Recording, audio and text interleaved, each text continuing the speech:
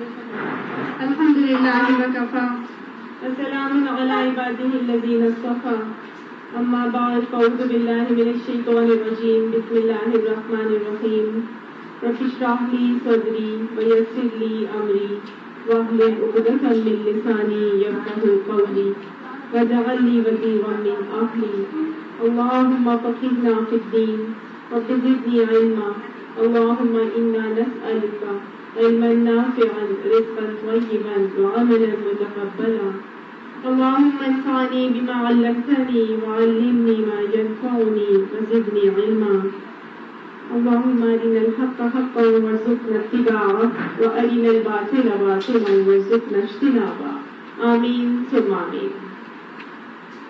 سورہ بنی اسرائیل آیت نمبر 40 تک ہم نے پچھلی کلاس میں کیا تھا۔ آج آیت نمبر 41 سے کریں گے۔ بسم اللہ الرحمن الرحیم۔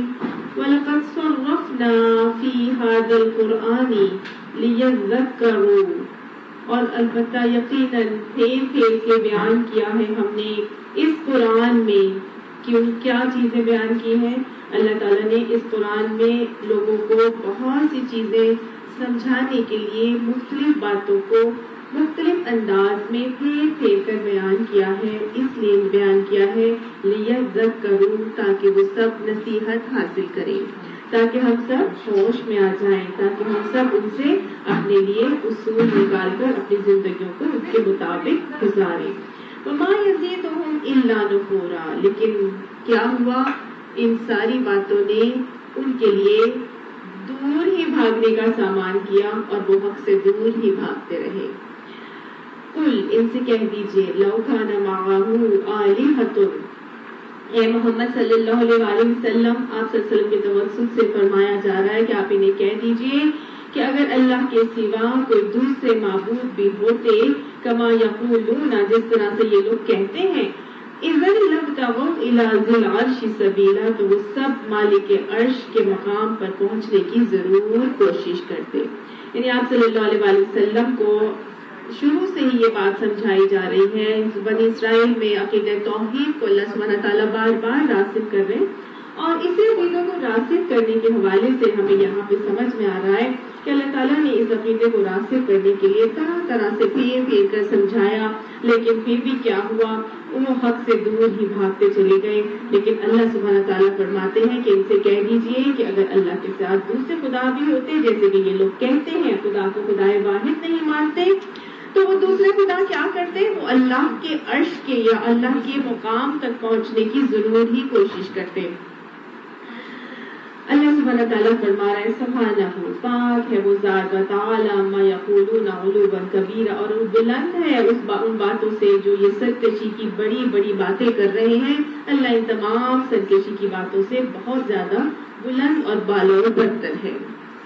اور اگر دیکھیں بھی تو یہ بات بالکل اسی طرح سے ہے کہ اگر اللہ سبحانہ تعالیٰ کے علاوہ کوئی دوسرے خدا بھی ہوتے تو کیا ہوتا؟ تو جو کائنات کا نظام اللہ سبحانہ تعالیٰ نے اکیلے واحد تنہا سنبھال کے رکھا ہے، جو انتہائی اسموتھلی ہارمنی کے ساتھ صبح و شام کر رہا ہے، دن رات کر رہا ہے، ایکو سسٹم کو چلا رہا ہے، بارشوں کا نظام ہے، واٹر سائیکل کو مینٹین کیا ہوا ہے، اور کتنی مخلوقات کی ربوبیت کے معاملات ہو رہے ہیں۔ اگر بہت سارے خدا ہوتے تو اتنی ہارمونی سے یہ سب کچھ نہیں ہوتا۔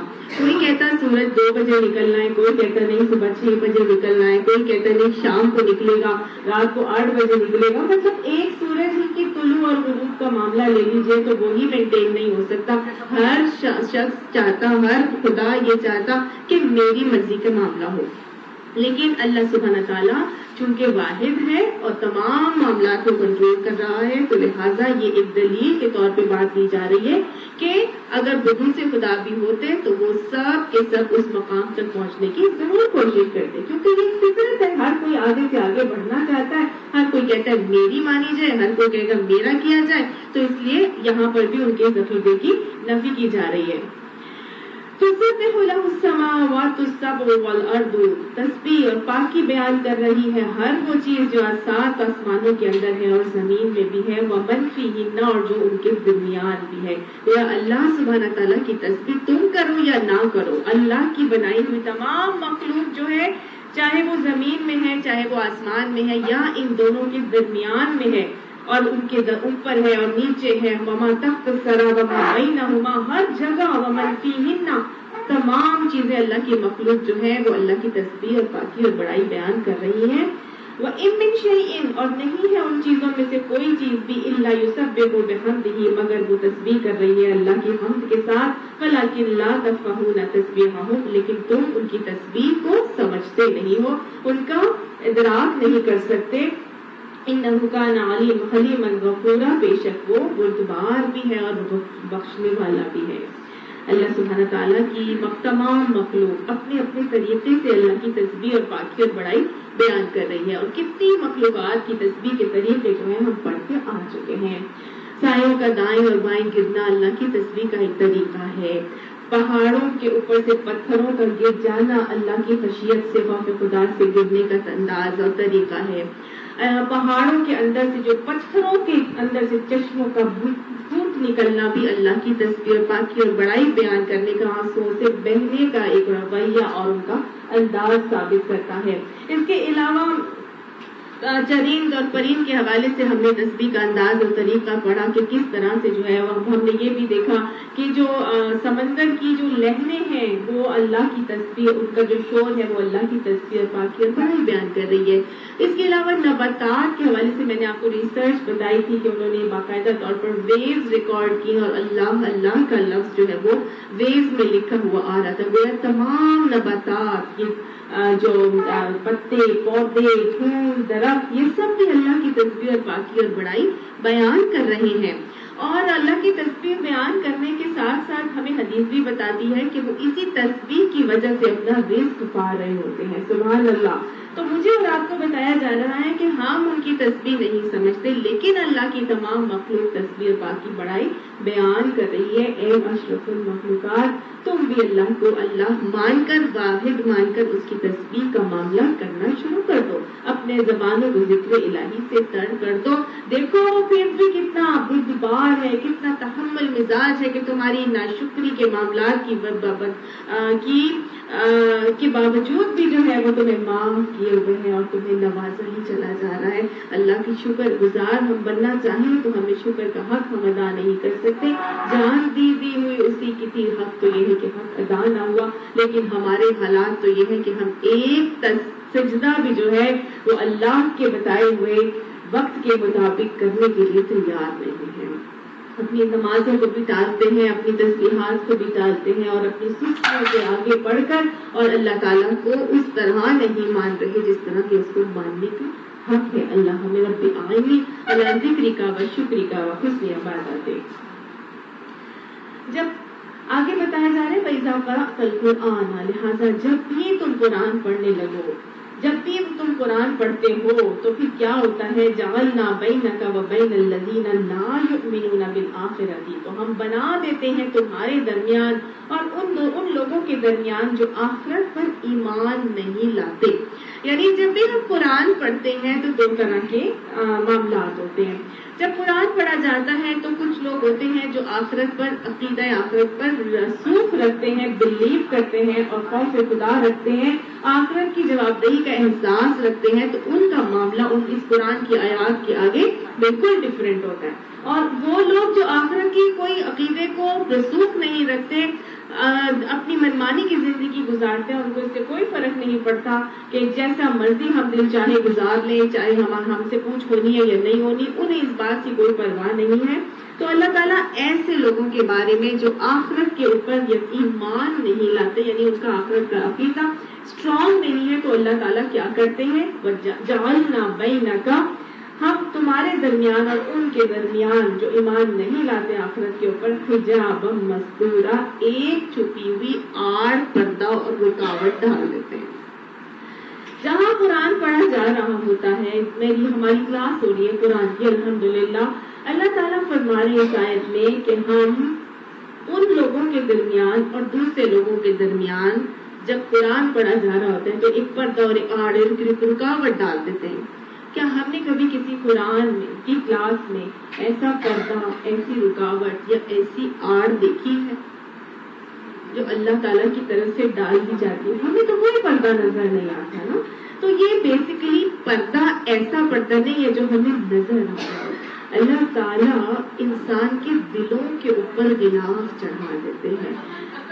عقل کا پردہ، ویری گڈ. ایک تو عقل کا پردہ، اور دوسری بات یہ ہم نے جیسے قرآن میں بھی پڑھا تھا نا، قرآن میں ہم نے کیا پڑھا تھا کہ ان کے ختم اللہ علی قلوبہم وعلی سمعہم وعلی ابصارہم غشاوہ، اللہ تعالیٰ مہر لگا دیتے ہیں ان کی سماعت کے اوپر، ان کی بصارت کے اوپر. ٹھیک ہے کہ کیا ایک پردہ ڈال دیا جاتا ہے اللہ تعالیٰ کی طرف سے، انہیں کچھ سمجھ میں نہیں آتا. یہ پردہ کیوں ڈالا جاتا ہے؟ کیوں ڈالا جاتا ہے؟ ایک تو یہ کہ وہ عقیدہ آخرت کو نہیں مانتے نا. تو جب عقیدہ آخرت پہ کسی کا رسوخ نہیں ہوتا تو اس کا کیا معاملہ ہوگا زندگی گزارنے کے معاملے میں؟ منمانی کرے گا. Very good. مادر پتر آزاد ہو کے اپنی زندگی گزارے گا، ہے نا. اسے کوئی خوف خدا نہیں ہے، اسے اللہ سے ملاقات کا کوئی شوق یا خوف نہیں ہے. تو پھر کیا ہوتا ہے؟ کل اللہ تعالیٰ فرماتے ہیں کلا بل ران علی قلوبہم بما کانوا یکسبون. پھر جو ان کے معاملات ہوتے ہیں نا، وہ جو کام کر رہے ہوتے ہیں، وہ جو ان کے اعمال ہوتے ہیں، ان اعمال کی وجہ سے اللہ سبحانہ تعالیٰ ان کے دلوں کے اوپر زنگ چڑھا دیتے ہیں. حدیث یاد ہے آپ کو کہ انسان جب ایک گناہ کرتا ہے تو اس کے دل پر ایک سیاہ دھبا لگ جاتا ہے. اگر وہ معافی مانگ لیتا ہے تو وہ سیاہ دھبا دھل جاتا ہے، اور اگر وہ نہ معافی مانگے اور پھر گناہ کرے تو پھر سیاہ دھبا اور زیادہ ہو جاتا ہے. پھر آہستہ آہستہ بڑھتے بڑھتے وہ سارا دل سیاہ ہو جاتا ہے، اور یہی وہ دل ہے جو زنگ آلود ہوتا ہے. تو کلا بل ران علی قلوبہم بما کانوا یکسبون، ان کے اعمال کی وجہ سے ان کے دلوں پر زنگ لگ گیا ہے. اور یہی زنگ آلودہ دل وہ غلاف ہے، وہ پردہ ہے اللہ تعالیٰ کی طرف سے جو پہ چڑھا دیا جاتا ہے. اور یہ پردہ ختم اللہ علی قلوبہم کا معاملہ کرتا ہے کہ اللہ کی طرف سے ان کے دلوں پر، سماعت پر، بصارت پر مہر لگا دی جاتی ہے. اللہم لا تجعلنا منہم. بس یہی وہ پردہ ہے جو چڑھ جاتا ہے قرآن کی محفلوں کے اندر ان لوگوں کے دلوں کے اوپر جو آخرت پر صحیح ایمان نہیں لاتے. وَجَعَلْنَا عَلَىٰ قُلُوبِهِمْ أَكِنَّةً، اور بنا دیتے ہیں ہم ان کے دلوں کے اوپر ایک غلاف، أَن يَفْقَهُوهُ، کہ وہ اس کو سمجھ سکے. ظاہر ہے ان کے دلوں پر غلاف چڑھے، یا قرآن کی کوئی بات ان کو سمجھ میں نہیں آتی. کفر لیے ہوئے ایسے لوگ آتے ہیں اور کفر ہی لیے ہوئے چلے جاتے ہیں. وَفِي آذَانِهِمْ وَقْرًا، اور کانوں پہ ان کے گرانی ڈال دیتے ہیں، یعنی ایک بوجھ سا ڈال دیتے ہیں. وہ جب اللہ تعالیٰ کی باتیں سنتے ہیں، اللہ تعالیٰ کے احکامات سنتے ہیں، تو قرآن کی کلاسز میں آنے کے باوجود بھی ان کو کوئی فرق نہیں پڑتا. ان کی سمجھ بالکل معاف ہوتی ہے، ان کو کچھ سمجھ نہیں آتا. کلاسز میں آتے ہیں اور ایسے سن کے جاتے ہیں جیسے ایک کان سے سنا دوسرے کان سے نکال دیا. کچھ ایسے احکامات ہوتے ہیں جن سے دل ہل جاتے ہیں انسان کے، لیکن وہاں پر وہی گرانی اور بوجھ بن کے ان کے لیے ثابت ہوتے ہیں کہ وہ کہتے ہیں بھائی بھائی کیا ضرورت ہے وہاں پر جانے کی، بس وہی تو پڑھاتے ہیں، ہر وقت وہی چیز تو کہی جا رہی ہوتی، وہی تو کہتے ہیں نماز پڑھو، وہی چھوڑو چھوڑو کیا کرنا ہے وہاں پہ جا کے. یا لوگ کہتے ہیں کہ نہیں نہیں ہم نہیں جا رہے، اس لیے کہ جائیں گے تو سننا پڑے گا، سن لیا تو عمل کرنا پڑے گا، تو اس لیے ہم جاتے ہی نہیں. تو یہ ایک بوجھ ہے، گرانی اللہ تعالیٰ کی طرف سے جو ان کے اوپر ڈال دی گئی ہے. وَإِذَا ذَكَرْتَ رَبَّكَ فِي الْقُرْآنِ وَحْدَهُ، اور جب تم قرآن میں اپنے ایک ہی رب کا ذکر کرتے ہو تو پھر وہ کیا کرتے ہیں؟ وَلَّوْا عَلَىٰ أَدْبَارِهِمْ نُفُورًا، تو پھر وہ نفرت سے منہ موڑ لیتے ہیں، اپنی پیٹھیں پھیر لیتے ہیں، بھاگے چلے جاتے ہیں. جیسے کہ وہ ہم ایک ہی کا ذکر کیوں کرتے رہتے ہو بھائی؟ آج بھی آپ دیکھیں قرآن کی محفلیں ہوتی ہیں نا جب، اور وہاں عقیدے کی بات ہوتی ہے، اور عقائد میں عقیدہ توحید کو جب راسخ کیا جاتا ہے کہ صرف ایک اللہ کی بات کرنی، صرف ایک اللہ سے مانگنا ہے، اور نہ کسی پیر سے، نہ کسی اولیاء سے، نہ کسی دربار پہ جا کے، نہ ہی کسی ولی اللہ کے ساتھ معاملات کرنے ہیں، اور اپنی برادری کے رسومات کو ختم کرنے کی بات کی جاتی ہے. جو یہ شرکیاں ہماری معاشرے میں رائج ہے، تو جو لوگ اندھادھند تقلید کرنے والے لوگ ہوتے ہیں وہ خاص طور سے کیا کرتے ہیں؟ نفرت سے منہ موڑ لیتے ہیں. وَلَّوْا عَلَىٰ أَدْبَارِهِمْ نُفُورًا، وہ پھر جاتے ہیں اپنی پیٹھوں کے اوپر، اور وہ کہتے ہیں کہ نہیں ہم نے یہاں پہ جانا ہی نہیں. یہ کس قسم کی باتیں کرتے ہیں؟ یہ تو وہابی لوگ ہیں، یہ تو وہابی ہو گئے, یہاں تو ہم نے جانا ہی نہیں, یہ تو اہل سنت کی تو بات ہی نہیں کرتے, یہ تو وہابی, ان کی کلاس میں جانے کی کوئی ضرورت نہیں. تو یہ مجھے ان کی پیٹھوں کا پھیرنا ہے. اللہ تعالیٰ شکوہ کر رہے ہیں کہ اگر ماننا ہے تو ایک ہی رب کو ماننا ہے, اور رب کو کیسا ماننا ہے؟ رب واحد مان کے ماننا ہے. ٹھیک ہے نا. تو ہمارے یہاں بس یہی معاملہ سب سے زیادہ جو ہے وہ تکلیف دہ ہے کہ ہم ایک اللہ کی جب بات کرتے ہیں نا تو اس پہ انسان کو تکلیف ہونا شروع ہو جاتی ہے اور ان کو وہابی بنا دیا جاتا ہے. اور جہاں اللہ کے علاوہ دوسروں کی بھی بات کی جاتی ہے تو پھر خوش ہو جاتے ہیں. یہ اللہ کا شکوہ ہے, اور اللہ تعالیٰ کا شکوہ بالکل بجا ہے. اللہ اسی بات کو مجھے اور آپ کو سمجھا رہے ہیں کہ دیکھو ہمیں معلوم ہے, نحن عالم, ہم زیادہ جانتے ہیں, بما یستمعون بہ, جب وہ کان لگا کر تمہاری بات سنتے ہیں تو اذ یستمعون الیک, جب وہ کان لگاتے ہیں تمہاری بات کی طرف, واذ هم نجواہم, اور جب بیٹھ کر آپس میں باہم سرگوشیاں کرتے ہیں, اذ یقول الظالمون, تو کہتے ہیں کہ یہ ظالم آپس میں, ان تتبعون الا رجلا مسحورا, مسحورا, کہ تم یہ تو ایک سحر زدہ آدمی ہے جس کے تم پیچھے لگ رہے ہو. یعنی کہ یہ ایک ہی کی بات کرتا ہے, ان کے پیچھے جانے کی ضرورت نہیں ہے. دیکھو اللہ نے اتنی ساری چیزیں بنائی ہیں, ان کے توسل سے ملتا ہے. ہم تو گناہگار لوگ ہیں, ہم اپنے اللہ سے کیا مانگیں گے؟ یہ نیک لوگ تھے, ان کے دربار پہ جا کے کہیں گے تو یہ ہماری سفارش اللہ کے آگے کروا دیں گے. اور اسی طرح کی مختلف حیلے, حجتیں اور بہانے لگوا کر ہم سے غلط عقیدے کی بات کر کے اور اس کے اندر شرک کی ملاوٹ کر کے ہمارے عقیدے کو خراب کر دیتے ہیں. اللہ سبحانہ تعالیٰ ہمیں شرک کی پہچان عطا فرمائے اور شرک سے بچنے کی توفیق عطا فرمائے, اور اللہ کو خدائے واحد مان کر اپنی زندگی کو گزارنے کی توفیق عطا فرمائے, اور اللہ سبحانہ تعالیٰ ہمیں اپنے بتائے ہوئے طریقوں کے مطابق زندگی گزارنا آسان بھی کر دے. وہ کہتے ہیں یہ تو مسحور شخص ہے جس کی تم باتیں کر رہے ہو, یہ ایسے بھلا کیسے ہو سکتا ہے؟ وہ نبی صلی اللہ علیہ وسلم کے اوپر بھی الزام لگاتے تھے کہ ساحر ہے, جادوگر ہے, یہ ہمارے سارے بتوں کی پرورش سے اور عبودیت سے ہمیں ختم کرنا چاہتا ہے, ان کو زائل کرنا چاہتا ہے. کیا ہمارے باپ دادا جو پہلے کرتے رہے وہ غلط تھے؟ تو بات یہی بات ہے. اور اسی لیے آپ صلی اللہ علیہ وسلم کو جادوگر کا نام دیا تھا کہ یہ ایک ایسا دین لے کر آیا ہے کہ جب اس دین پہ کوئی چلا جاتا ہے تو پھر اسے اپنے پرائی کا کوئی ہوش نہیں ہوتا اور وہ اپنوں کو چھوڑ دیا کرتا ہے. تو یہاں پر کہا جا رہا ہے کہ وہ بھی جو ہے کیا کہہ رہے ہیں کہ نہیں تم پیروی کر رہے مگر ایک مسحور شخص کی, ایسے شخص کے پیچھے تم جا رہے ہو جو سحر زدہ آدمی ہے. انظر, دیکھو, کیف ضربوا لک الامثال, کس طرح سے وہ مثالیں بیان کرتے ہیں تمہارے لیے. فضلوا, بس وہ تو بھٹک گئے ہیں. فلا یستطیعون سبیلا, اور پھر انہیں کوئی راستہ نہیں مل رہا. تو بس یہی بات بتائی جا رہی ہے کہ ایسے لوگ جو ہیں وہ خود بیسیکلی بھٹکے ہوئے, انہیں خود راستہ نہیں مل رہا, وہ خود ٹامک کویاں مار رہے ہیں. لہٰذا ان کی سمجھ ہی نہیں کام کر رہے ہیں, ان کو سمجھ ہی نہیں آ رہا کہ وہ اصلیت اور اصل حقیقت جو ہے وہ کیا ہے اور کس طرح سے ہونی چاہیے.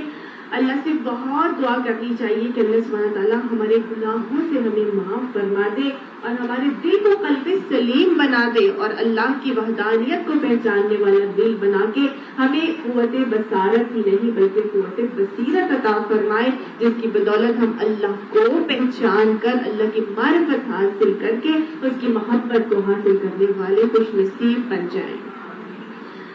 وقالوا, وہ کہتے ہیں, اب یہ وہ دوسرا اعتراض ہے جو مشرکین کا تھا, کیا کہ وہ قالوا کہتے ہیں اذا كنا عظاما ورفاتا, کہ جب ہم ہو جائیں گے ہڈیاں اور خاک, انا لمبعوثون خلقا جدیدا, تو پھر کیا ہمیں نئے سرے سے پیدا کر کے دوبارہ اٹھایا جائے گا. قل, ان سے کہہ دیجئے, کونوا حجارتا او حدیدا, ہو جاؤ پتھر یا لوہا, او خلقا مما یکبر فی صدورکم, یا اس سے بھی کوئی اور چیز جو تمہارے دلوں میں آتی ہے اس سے بھی سخت ترین ہونا چاہتے ہو تو وہ بھی بن جاؤ, چاہے تم پتھر بن جاؤ, لوہا بن جاؤ, یا اس سے بھی کوئی دماغ میں چیز آتی ہے, دل میں آتی ہے, جو ذہن قبول کرتا ہے, تو وہ اتنے بھی سخت بے شک بن جاؤ.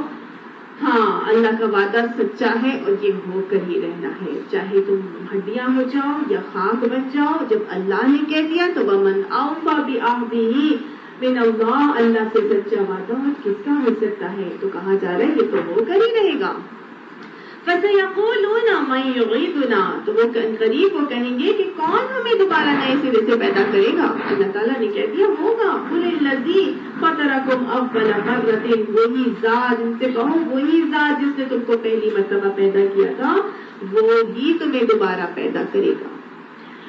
فَسَيُنْغِضُونَ إِلَيْكَ رُؤُوسَهُمْ، پس اب وہ سر ہلا ہلا کے انقریب پوچھیں گے، ہاں بات تو سمجھ میں آ گئی کہ بھئی جو پہلی دفعہ پیدا کر سکتا تھا ہاں وہ اس بات پر قادر ہو سکتا ہے کہ وہ دوسری دفعہ بھی پیدا کر دے۔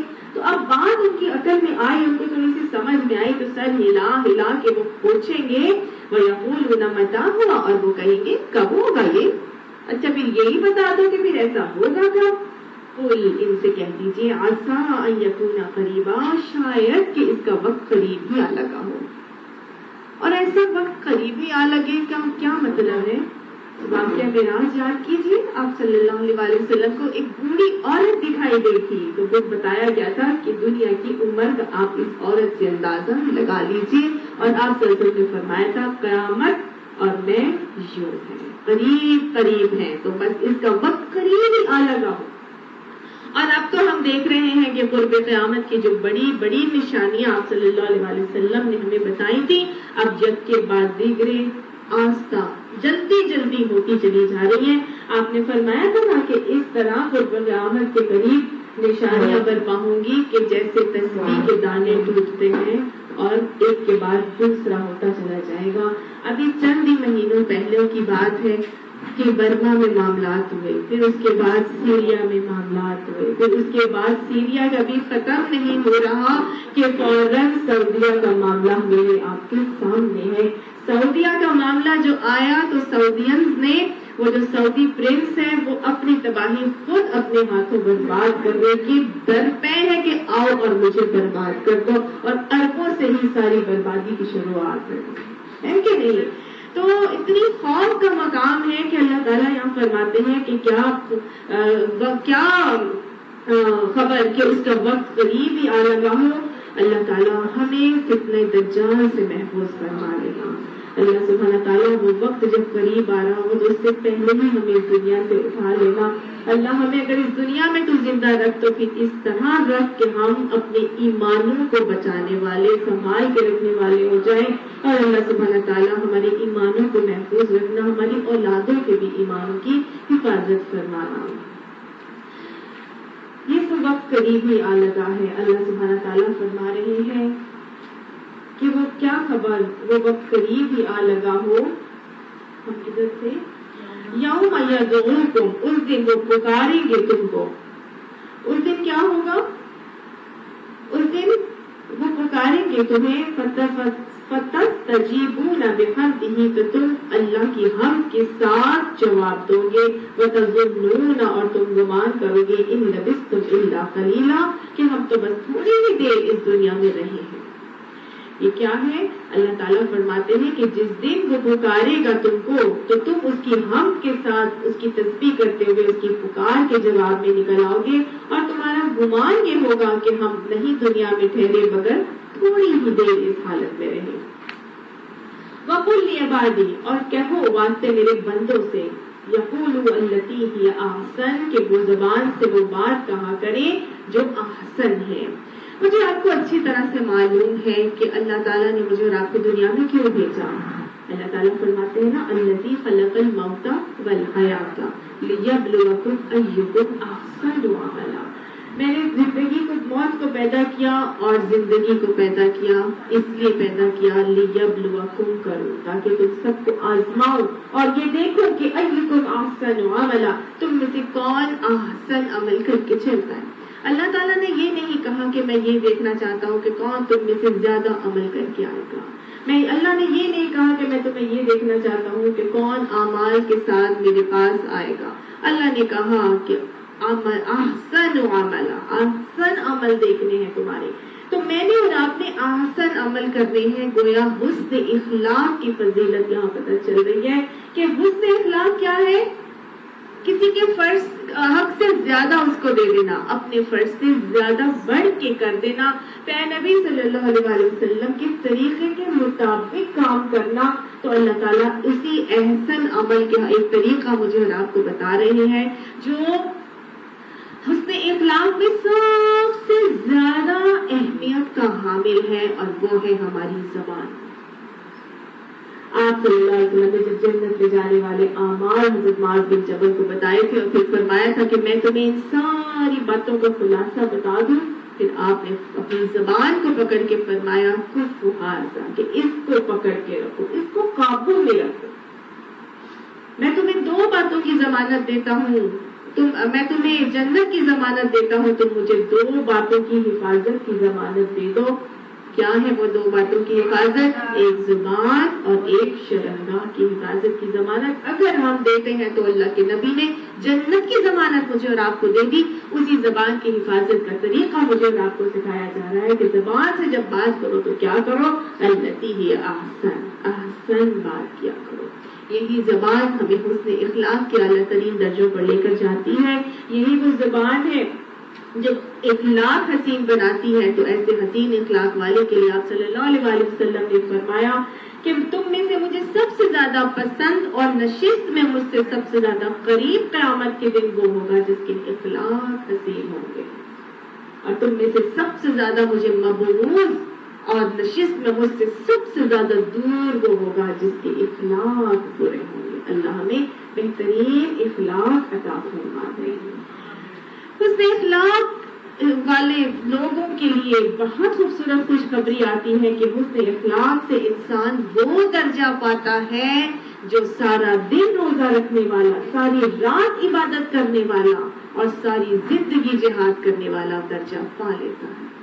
حسن اخلاق انسان کے درجات کو بلند کرتے ہیں. کوئی بھی انسان میرا خیال ہے ساری زندگی روزہ نہیں رکھ سکتا، کوئی بھی انسان ساری زندگی راتوں کو عبادت نہیں کر سکتا، لیکن اگر اخلاق حسین ہے، ہماری زبان سے کسی کو تکلیف نہیں ہو رہی، ہماری کسی معاملات سے کسی کو کوئی تکلیف نہیں ہو رہی، تو پھر کیا ہے؟ ہم وہ درجہ پا لیتے ہیں جو ساری زندگی جہاد کرنے والا ہے، ساری رات عبادت اور ساری زندگی جو ہے وہ روزہ رکھنے والا. اللہ ہمیں بہترین اخلاق سے متصف فرما دے.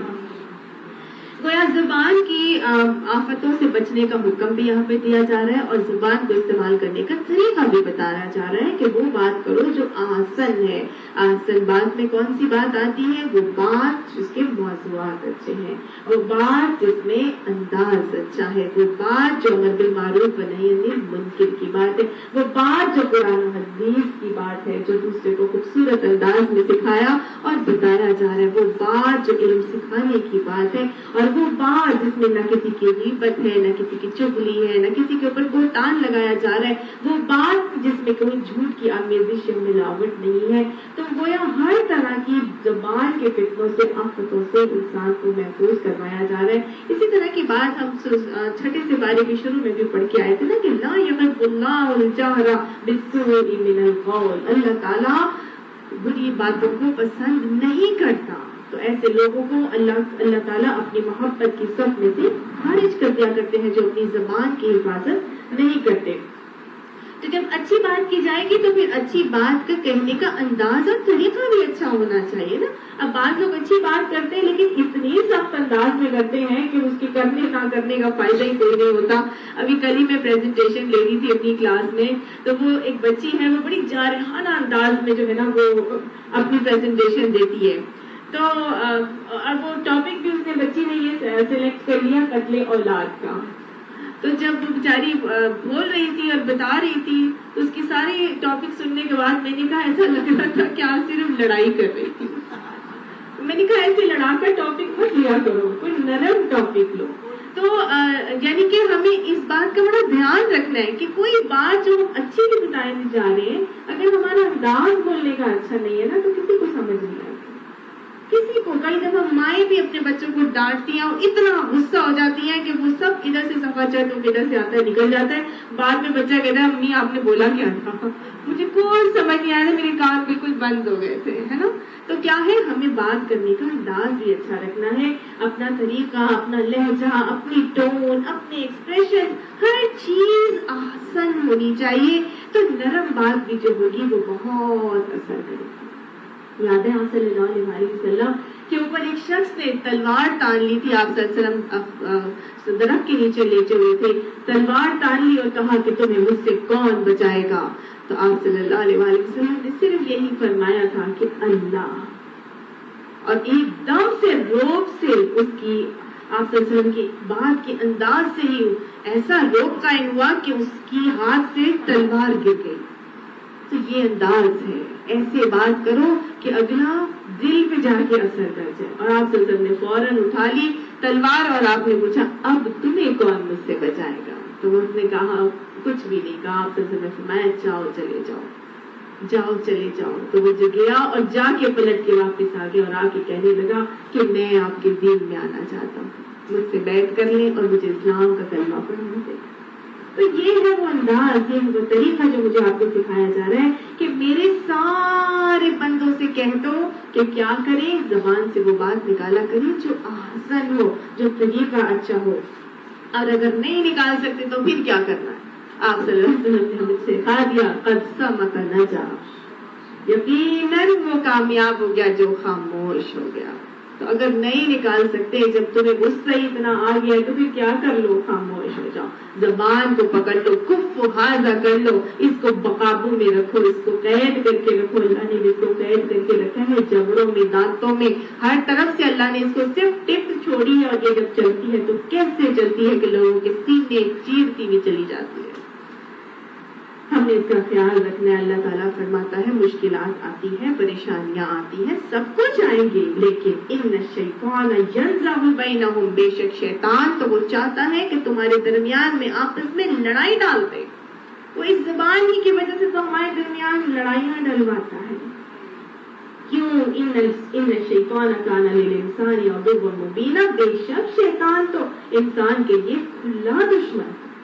تو لہٰذا جب ہمارے دماغ میں کوئی بات آ رہی ہے کہ ایک کی چار سنا دوں، فلاں مجھے بول کے کیسے گئی، فلاں نے کیا کیسے، تو میں کیا کروں گی؟ سمجھ لوں گی کہ یہ مجھے شیطان کا ایک حربہ ہے جو میرے اندر آ رہا ہے، اور شیطان چاہتا ہے کہ آپ زبان سے کوئی ایسی بات نکلوا دوں کہ لڑائی پڑ جائے۔ وہ کیا کرنا چاہتا ہے؟ ینزغ بینہم کرانا چاہتا ہے، ان کے درمیان میں آپس میں لڑائی ڈلوانا چاہتا ہے۔ تو اب تو میں نے بولنا ہی نہیں ہے کچھ، اور اب میں جب اپنی زبان پہ قابو پاؤں گی تو یہ کیا ہوگا میری طرف سے؟ جہاد۔ اس جہاد کا اجر انشاءاللہ ملے گا۔ کام بہت مشکل ہے، آسان نہیں ہے، اور جب اس طرح کی باتیں دل میں آتی ہیں تو فوراً اللہ کی پناہ میں آ جایا جائے، اعوذ باللہ من الشیطان الرجیم پڑھ کے۔ انسان یہ وہی انسان یہ کام کر سکتا ہے جس کو واقعی معلوم ہے کہ شیطان انسان کے لیے کھلا دشمن ہے، ہماری دشمنی میں وہ لگا ہوا ہے، جتا ہوا ہے۔ وہ چاہتا ہے کہ ہم اپنی زبان کے تیر استعمال کریں، اور آپس میں میاں بیوی کی لڑائی بھی وہ کرواتا ہے زبانوں سے، ماں بیٹی کی کرواتا ہے زبان سے، بہن بہن کی کرواتا ہے زبان سے، دیورانی جٹھانی کی کرواتا ہے زبان سے، بھائی بھائی کو لڑواتا ہے زبان سے، اور سب کچھ ہو رہا ہوتا ہے، چل رہا ہوتا ہے، بزنس بھی چل رہے ہوتے ہیں، کوئی زیادہ لے رہا ہوتا ہے، کوئی کم لے رہا ہوتا ہے، کسی کے کیسے خرچے ہوتے ہیں، کسی کے کیسے ہوتے ہیں، سب کچھ ہو رہا ہوتا ہے، لیکن جب تک زبان نہیں چل رہی ہوتی اور معاملات چل رہے ہوتے ہیں، اور جیسے ہی زبان چلنی شروع ہوتی ہے تو یہ شیطان عدو مبین آتا ہے اور ینزغ کا معاملہ کروا دیتا ہے، بھائی کو بھائی سے کاٹ دیتا ہے، ماں کو بیٹے سے کاٹ دیتا ہے، باپ کو بیٹے سے کاٹ دیتا ہے، مطلب رشتوں کو توڑ دیتا ہے، کٹوا دیتا ہے۔ مجھے اور آپ کو سمجھ لینا ہے کہ جب کسی سے لڑائی کے لیے دماغ میں آئے تو اصول کیا ہے کہ اعوذ پڑھ لیا جائے، اعوذ باللہ من الشیطان الرجیم، اس کو پڑھ لیا جائے۔ ربکم اعلم، تمہارا رب زیادہ جانتا ہے بکم، جو تمہارے ساتھ ہے، تمہارے حالات ہیں، اللہ تعالیٰ اس کو زیادہ جانتا ہے۔ ان یشاء یرحمکم او ان یشاء یعذبکم، اگر وہ چاہے تو تم پر رحم کر دے، اور اگر چاہے تو تمہیں عذاب دے دے۔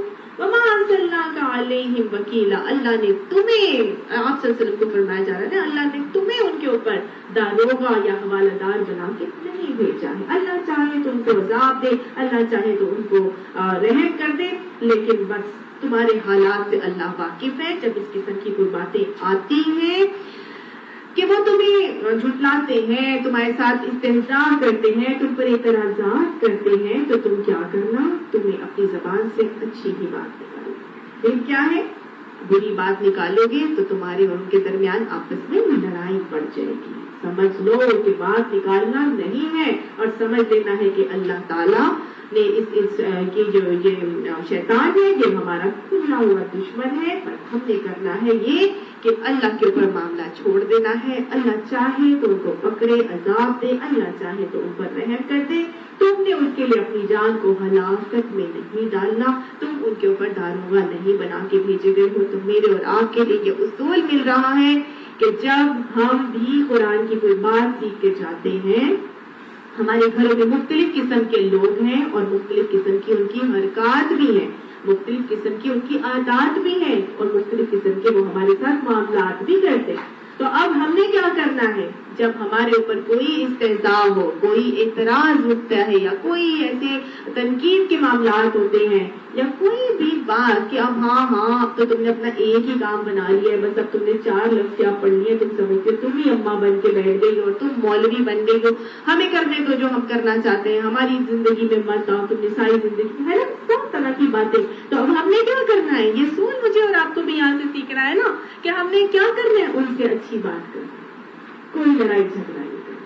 اور جب ہم کوئی بات لڑائی جھگڑے کی کر جاتے ہیں نا تو دین اور زیادہ بدنام ہو جاتا ہے نا، دین اور زیادہ بدنام ہو جاتا ہے. اور پھر کیا سکھایا جا رہا ہے کہ اپنی زبان کو اس وقت قابو میں رکھیں، اچھی بات ہی کرنا.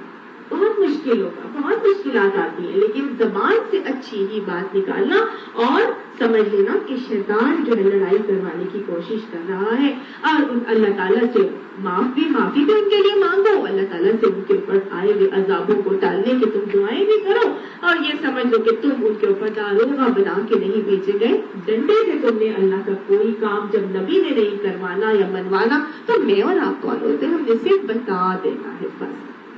ٹھیک ہے، وَرَبُّكَ أَعْلَمُ، اور تمہارا رب زیادہ جانتا ہے، بِمَنْ فِي السَّمَاوَاتِ وَالْأَرْضِ، زمین و آسمان کے اندر جو بھی ہے تمہارا رب اس کو جانتا ہے. وَلَقَدْ فَضَّلْنَا بَعْضَ النَّبِيِّينَ عَلَى بَعْضٍ، اور البتہ یقیناً فضیلت ہے ہم نے بعض نبیوں کو اوپر بعض کے، وَآتَيْنَا دَاوُودَ زَبُورًا، اور داؤد علیہ السلام کو ہم نے زبور عطا فرما دی. اب اللہ تعالیٰ نے فرمایا دیکھو اللہ تعالیٰ سب تمام زمین آسمان کی مخلوق کو جانتا ہے.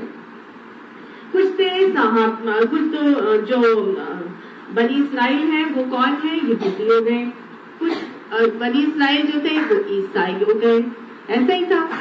اب داؤد علیہ السلام کو اللہ تعالیٰ نے زبور دی، اور اللہ تعالیٰ فرماتے ہیں کہ دیکھو داؤد علیہ السلام کو ماننے والے تو انہوں نے اپنا کوئی فرقہ نہیں بنایا تھا نا، حضرت موسیٰ علیہ السلام کو ماننے والوں نے، اور داؤد علیہ السلام تک کے ماننے والوں نے، یا سلیمان علیہ السلام تک کے ماننے والے، اور عیسیٰ علیہ السلام سے پہلے آئے ہوئے انبیاء تک کو ماننے والے نبیوں نے اپنے آپ کو کیا بنا دیا تھا، یہودی. ہاں یہودی، بنی اسرائیل تو سب تھے، یہودی بنا دیا. ٹھیک ہے، جب حضرت عیسیٰ علیہ السلام کا معاملہ ہوا تو پھر انہوں نے عیسائی علیحدہ بنے، باقی اس سے پہلے تو سب یہودی تھے. ٹھیک ہے نا، انہوں نے اپنا نام پہ یہودی رکھ لیا اور وہ عیسائی بن گئے. تو اللہ تعالیٰ فرما رہے ہیں کہ ہم نے بہت سارے انبیاء کو اتارا، اور ہم نے مختلف انبیاء کو دوسروں پر فضیلت عطا فرمائی. اور ہم دیکھتے ہیں حدیث ہمیں بتاتی ہے کہ 5 اولو العزم انبیاء ہیں، 5 اولو العزم انبیاء ہیں. سب سے پہلے حضرت ابراہیم علیہ السلام کا نام آتا ہے، سب سے پہلے بلکہ کہنا چاہیے حضرت نوح علیہ السلام کا نام آتا ہے. ان کو اولو العزم انبیاء میں شامل کیا گیا.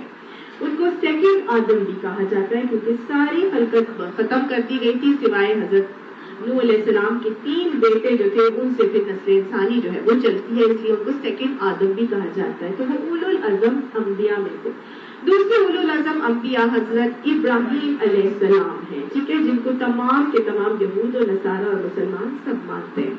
اس کے بعد جو شریعت لے کر آئے وہ کون سے تھے؟ حضرت موسیٰ علیہ السلام جن کے اوپر کتابیں آئی ان کو رسول کہا جاتا ہے نا. تو حضرت موسیٰ علیہ السلام کے اوپر تورات آئی، حضرت داؤد علیہ السلام کے اوپر زبور آئی، حضرت عیسیٰ علیہ السلام کے اوپر انجیل آئی، اور پیارے نبی صلی اللہ علیہ وسلم کے اوپر قرآن پاک آیا. اب ان میں سے جو تین تھے حضرت موسیٰ، عیسیٰ اور نبی صلی اللہ علیہ وسلم، ان کو اولو العزم انبیاء کی کیٹیگری میں رکھا گیا ہے. لیکن حضرت داؤد علیہ السلام کو نبی تو رسول تو کہا گیا ہے لیکن اولو العزم نہیں کہا گیا. یہ اللہ کی تقسیم ہے، اللہ کا معاملہ ہے. اللہ تعالیٰ نے جو فضیلت دی بعض کو بعض کے اوپر، کیسے کیسے فضیلت دی ابھی ہم دیکھتے ہیں کہ اللہ تعالیٰ نے حضرت اسماعیل علیہ السلام کو ذبیح اللہ بنایا، حضرت ابراہیم علیہ السلام کو خلیل اللہ بنایا. اس کے علاوہ حضرت موسیٰ علیہ السلام کو کلیم اللہ بناتے ہیں. اللہ تعالیٰ نے حضور صلی اللہ علیہ وآلہ وسلم کو حبیب اللہ بنایا. تو مختلف انبیاء کو مختلف کے اوپر درجے دیے. یہ اللہ تعالیٰ کا طریقہ ہے اور اللہ سبحانہ تعالیٰ کی مرضی وہ جس کو دیتا ہے نہیں دیتا. اللہ تعالیٰ یہاں پر بس یہ کہہ دیا کہ دیکھو داؤد علیہ السلام کو ہم نے زبور دی تھی.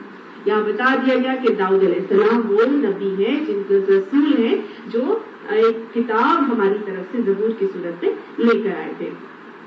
قُلِ ادْعُوا الَّذِينَ زَعَمْتُم مِّن دُونِهِ، ان سے کہو کہ پکار دیکھو ان معبودوں کو جن کو تم خدا کے سوا اپنا کارساز سمجھتے ہو. اب پھر وہی بات ہے عقیدہ توحید کو راسخ کرنے کے لیے اللہ تعالیٰ فرما رہے ہیں کہ ان سے کہو کہ جن معبودوں پر تم بڑا زوم رکھتے ہو نا اللہ کے علاوہ، ذرا ان کو پکار کے دیکھو. فلا یملکون کشف الضر عنکم ولا تحویلا، بس وہ اختیار نہیں رکھتے کشف الضر کہ وہ تکلیف کو دور کرتے عنکم تم سے، ولا تحویلا اور نہ ہی اس کو بدل دے. یعنی اب تم معبودوں کو پکار کے دیکھو تو صحیح، جب تم تکلیف میں ہو ان کے پاس تو اتنی طاقت بھی نہیں ہے کہ وہ تمہاری تکلیف کو دور کر دیں یا تم سے تھوڑی دیر کے لیے ہٹا دیں یا بدل ہی دیں. مطلب ان کے اوپر پاس تو اتنا بھی اختیار نہیں ہے. اولئک الذین یدعون، یہ وہ لوگ جن کو پکارتے ہیں یبتغون الی ربہم الوسیلۃ، وہ تو خود اپنے رب کے قریب ہونے کا کوئی وسیلہ کوئی ذریعہ تلاش کر رہے ہیں. ایہم اقرب، کہ کون ان میں سے زیادہ قریب ہو جاتا ہے. ویرجون رحمتہ، اور وہ امید رکھتے ہیں اپنے رب کی رحمت کا بھی. ویخافون عذابہ، اور وہ تو اس کے عذاب سے بھی ڈرتے ہیں. یعنی بتایا یہ جا رہا ہے کہ جن لوگوں کو تم اللہ کے علاوہ پکارتے ہو اصل میں تو وہ خود بھی اللہ کی قرب کا طریقہ ذریعہ اور وسیلہ تلاش کر رہے ہیں. وہ تو خود چاہتے ہیں کہ اللہ کی رحمت انہیں مل جائے، وہ تو خود چاہتے ہیں کہ اللہ کے عذاب سے وہ محفوظ ہو جائیں. تو جو مخلوق اپنے خالق سے یہ معاملہ رکھ رہی ہے وہ تمہارا خالق یا تمہارا معبود کیسے ہو سکتا ہے؟ تمہارا تو معبود وہ ہے نا جو ان تمام چیزوں سے پاک ہو، جس کو کسی کا خوف نہ ہو، جس کو کسی کی امید نہ ہو، جس کو کسی چیز کی آرزو نہ ہو، وہ ہر چیز سے غنی ہو. تو یہاں پہ یہی سمجھایا جا رہا ہے یہ زندہ پیر، یہ اولیاء جن کو اللہ کو چھوڑ کے لوگ پکارتے ہیں اپنی قبروں میں مدفون ہیں، وہ تو خود بیچارے اللہ تعالیٰ سے اس کی رحمت کے امیدوار ہیں. ہمیں کیا پتا کہ جو اپنی قبر میں آج موجود ہے اللہ نے اس کے ساتھ آگے کیا معاملہ کرنا ہے. آپ کو معلوم ہے کہ یہ جو کشف کا ہونا اور یہ کسی کے پاس کوئی ایک آپ کہہ لیجیے کوئی اختیار کا آ جانا کہ کوئی ہاتھ پھیرتا ہے تو ٹھیک ہو جاتی ہے اور کوئی ایسے پھونکتا ہے تو کوئی معاملہ ہو جاتا ہے، یا کوئی فیوچر پریڈکٹ کر کے آپ کو بتا دیتا ہے کشف کے ذریعے، تو یہ انسان کے نیک ہونے کی کوئی گارنٹی نہیں. یہ اس چیز کی کوئی گارنٹی نہیں ہے کہ انسان بڑا نیک ہے، بڑا پہنچا ہوا ہے یا کوئی بزرگ ہے کہ اس کے ساتھ کرامات ہو رہے ہیں. ٹھیک ہے، کرامات کسی طرح بھی کیے جا سکتے ہیں. انسان اب آپ کو پتا ہی ہے، جیسے ہم نے بڑی پہلے پڑھا تھا سورہ بقرہ میں، کس طرح جنات کو اپنے قبضے میں کیا جاتا ہے اور ان سے مختلف قسم کے کام کروائے جاتے ہیں. تو سچے خوابوں کا آنا، تو فرعون کو بھی سچا خواب آیا تھا کہ جب اس نے سب کو جمع کیا تھا کہ ایک آگ دیکھی ہے بنی اسرائیل کے گھر سے نکلی ہے، تو اس کا وجہ، اس کا جو ہے وہ کیا تعبیر ہے. تو سارے کے سارے جو وہاں پہ اس کی دربار میں بیٹھے تو انہوں نے کہا تھا بنی اسرائیل میں ایک شخص آئے گا جو آپ کی حکومت کا تختہ الٹ دے گا. تو کیا فرعون بہت نیک تھا؟ کیا فرعون کو کوئی کشف ہوتے تھے؟ کیا فرعون کوئی بہت سچا آدمی تھا کہ اس کو ایسا خواب آیا؟ نمرود کو بھی ٹھیک ہے. نمرود کو بھی ایک خواب آیا تھا کہ ایک نور جو ہے وہ منتقل ہو جائے گا. وہ باقاعدہ حساب لگا کے بتایا گیا تھا اور اس رات میں منتقل ہونا ہے. اور اس رات حضرت ابراہیم علیہ السلام کی پیدائش ہونی تھی. وہ رحم مادر میں وہ نور ان کے والد کی طرف سے ٹپکایا جانا تھا. اس نے منع کر دیا کہ کوئی عورت کسی اپنے ہسبینڈ کے ساتھ نہ ملے. یہ کہاں سے اور یہ سارا کا سارا واقعہ جو ہے وہ پھر ہوتا ہے. لیکن اللہ کا جو قدرت ہے, اللہ کا جو تقدیر لکھی ہے, جو ہونا ہے وہ تو ہونا ہے. لیکن کیا تھا, کیا وہ بہت نیک تھا جو اس کو یہ ساری کی ساری چیزیں نظر آ رہی تھی؟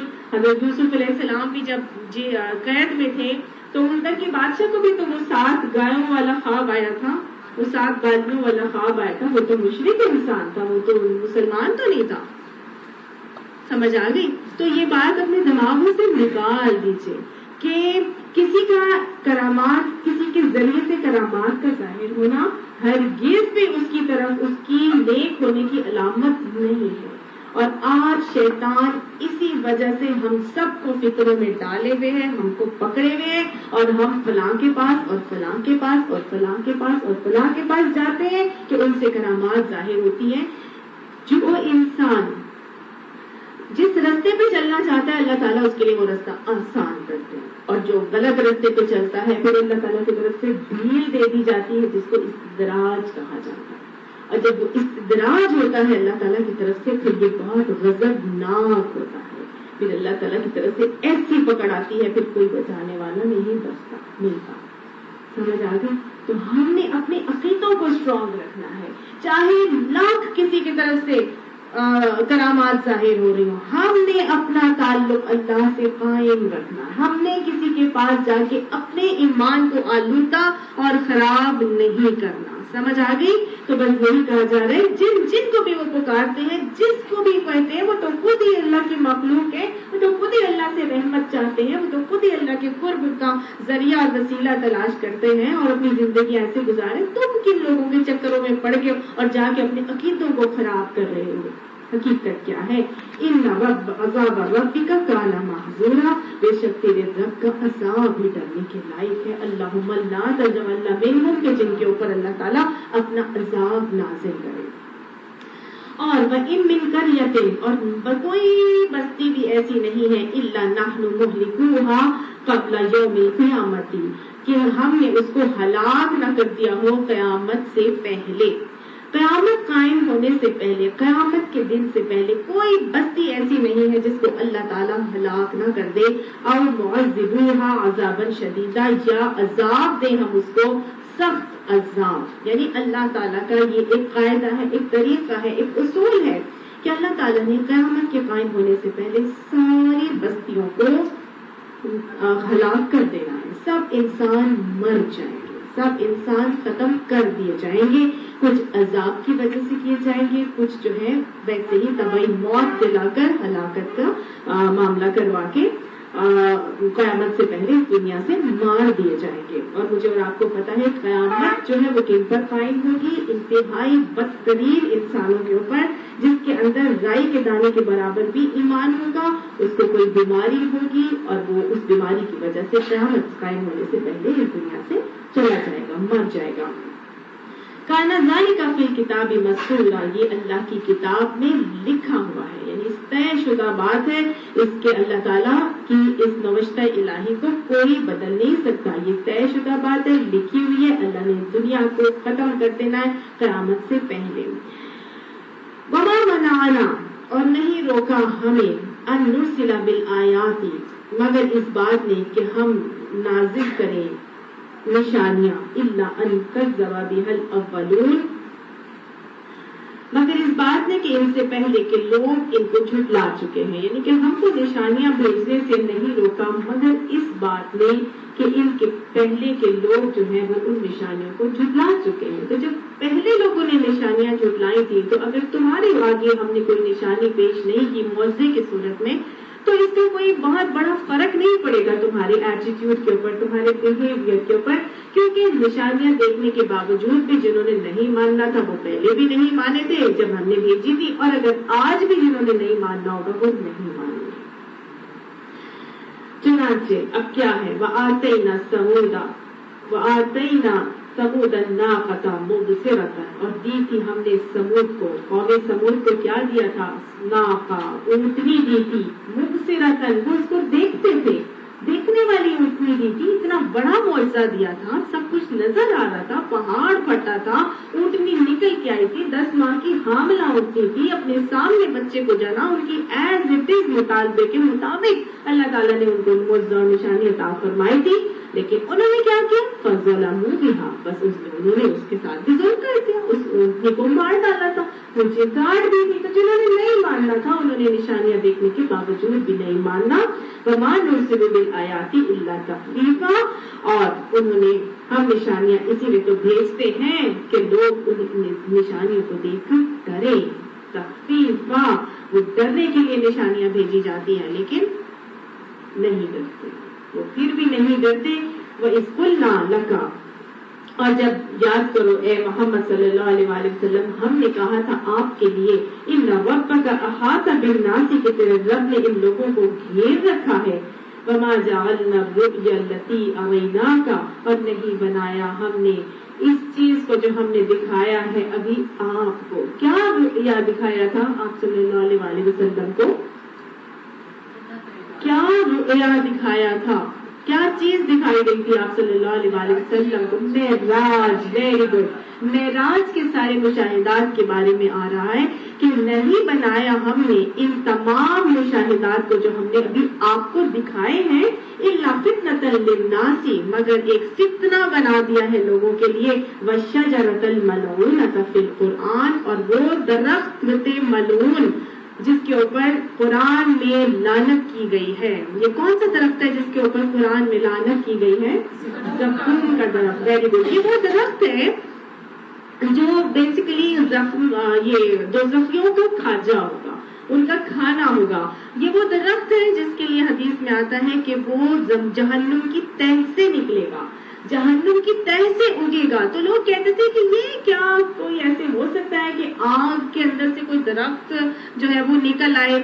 لیکن اللہ تعالیٰ نے اس کو کیا بنا دیا گیا؟ فتنۃ للناس، لوگوں کے لیے ایک فتنہ، ایک آزمائش بنا دیا۔ رؤیا بیسیکلی کہا جاتا ہے خواب کو، ٹھیک ہے؟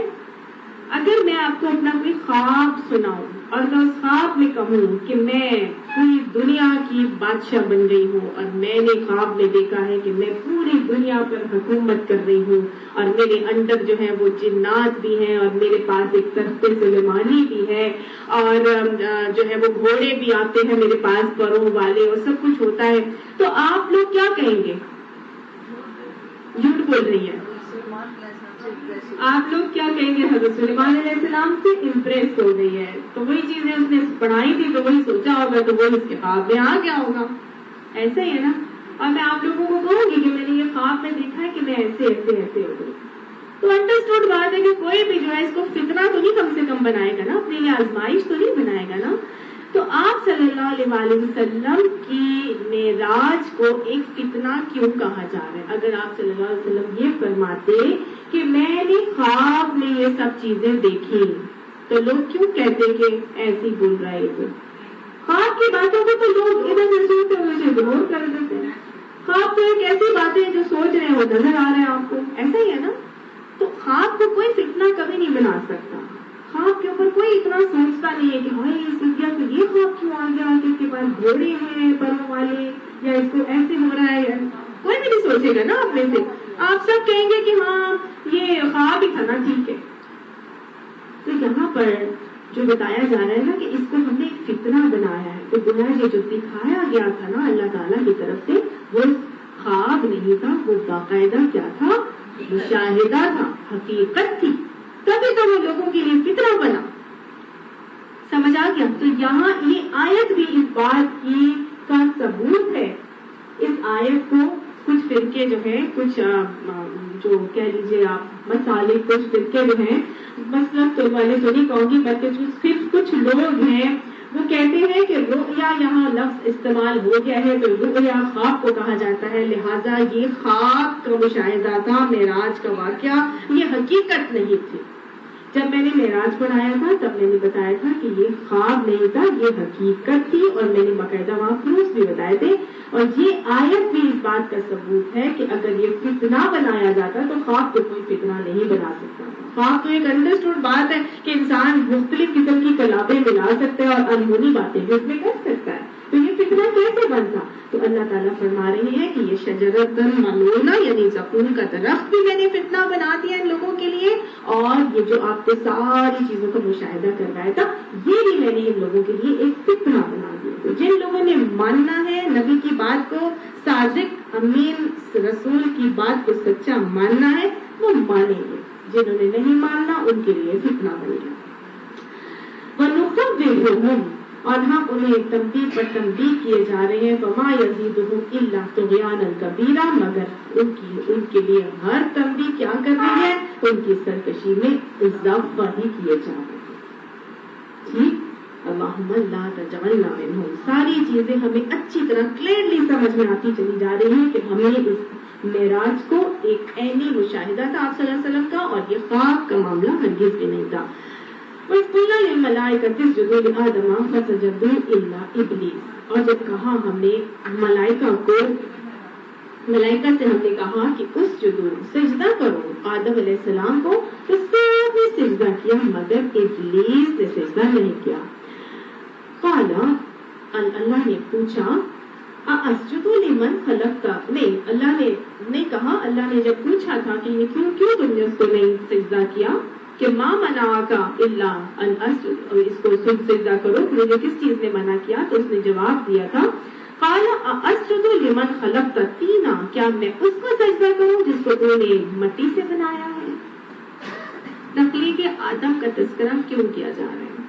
پیچھے ہم پڑھتے چلے آئے، بار بار پڑھتے چلے آئے سورہ بنی اسرائیل میں، کنٹینیوسلی اللہ سبحانہ تعالیٰ نے عقیدہ توحید کو راسخ کیا ہے، ٹھیک ہے، اور اللہ تعالیٰ نے دو عقائد کی بات کی ہے کہ دیکھو اللہ کو واحد رب مان لو، اور اللہ کو مان کے اللہ کی مان کے چلو، اور اپنی آخرت کو سنوارنے کی فکر کر دو۔ اب اسی بات کو سمجھانے کے لیے اللہ سبحانہ تعالیٰ نے مختلف انداز طریقے جو ہے وہ ہمیں اب تک بتائے اور سمجھائے۔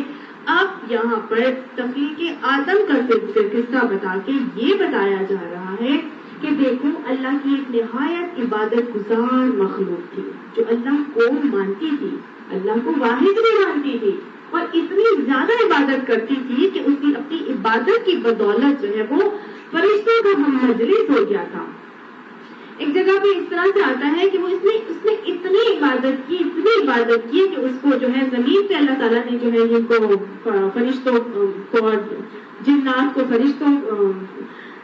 جب زمین پہ اللہ سبحانہ تعالیٰ نے جنات کو پیدا کیا تھا، پھر اس کے بعد وہ اتنی عبادت گزار بن گیا ابلیس جو تھا کہ یہ اپنی عبادت کی بدولت پہلے آسمان پہ آ گیا، پھر اور عبادتیں کی، پھر اس کے درجات بلند ہوتے گئے، اور یہ آہستہ آہستہ یہ فرشتوں کا ہم مجلس ہو گیا، ٹھیک ہے۔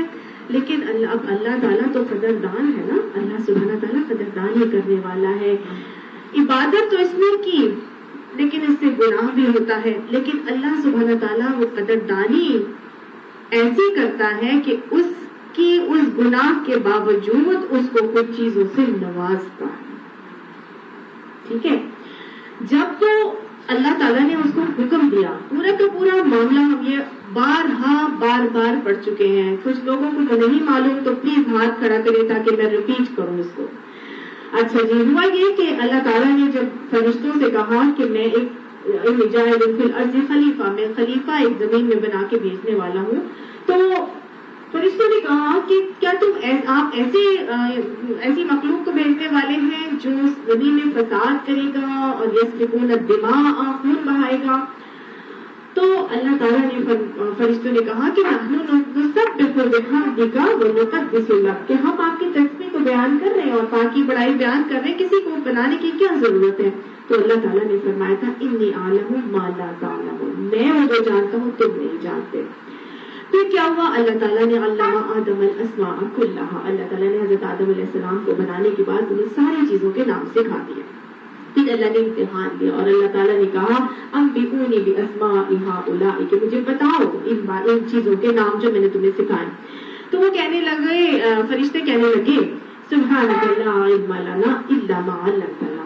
اللہ ہمیں اس چیز کا علم نہیں ہے سوائے اس کے جو تو نے ہمیں سکھایا. بس صرف ہم اسی کو جانتے ہیں, اس کے علاوہ ہم کسی کو نہیں جانتے.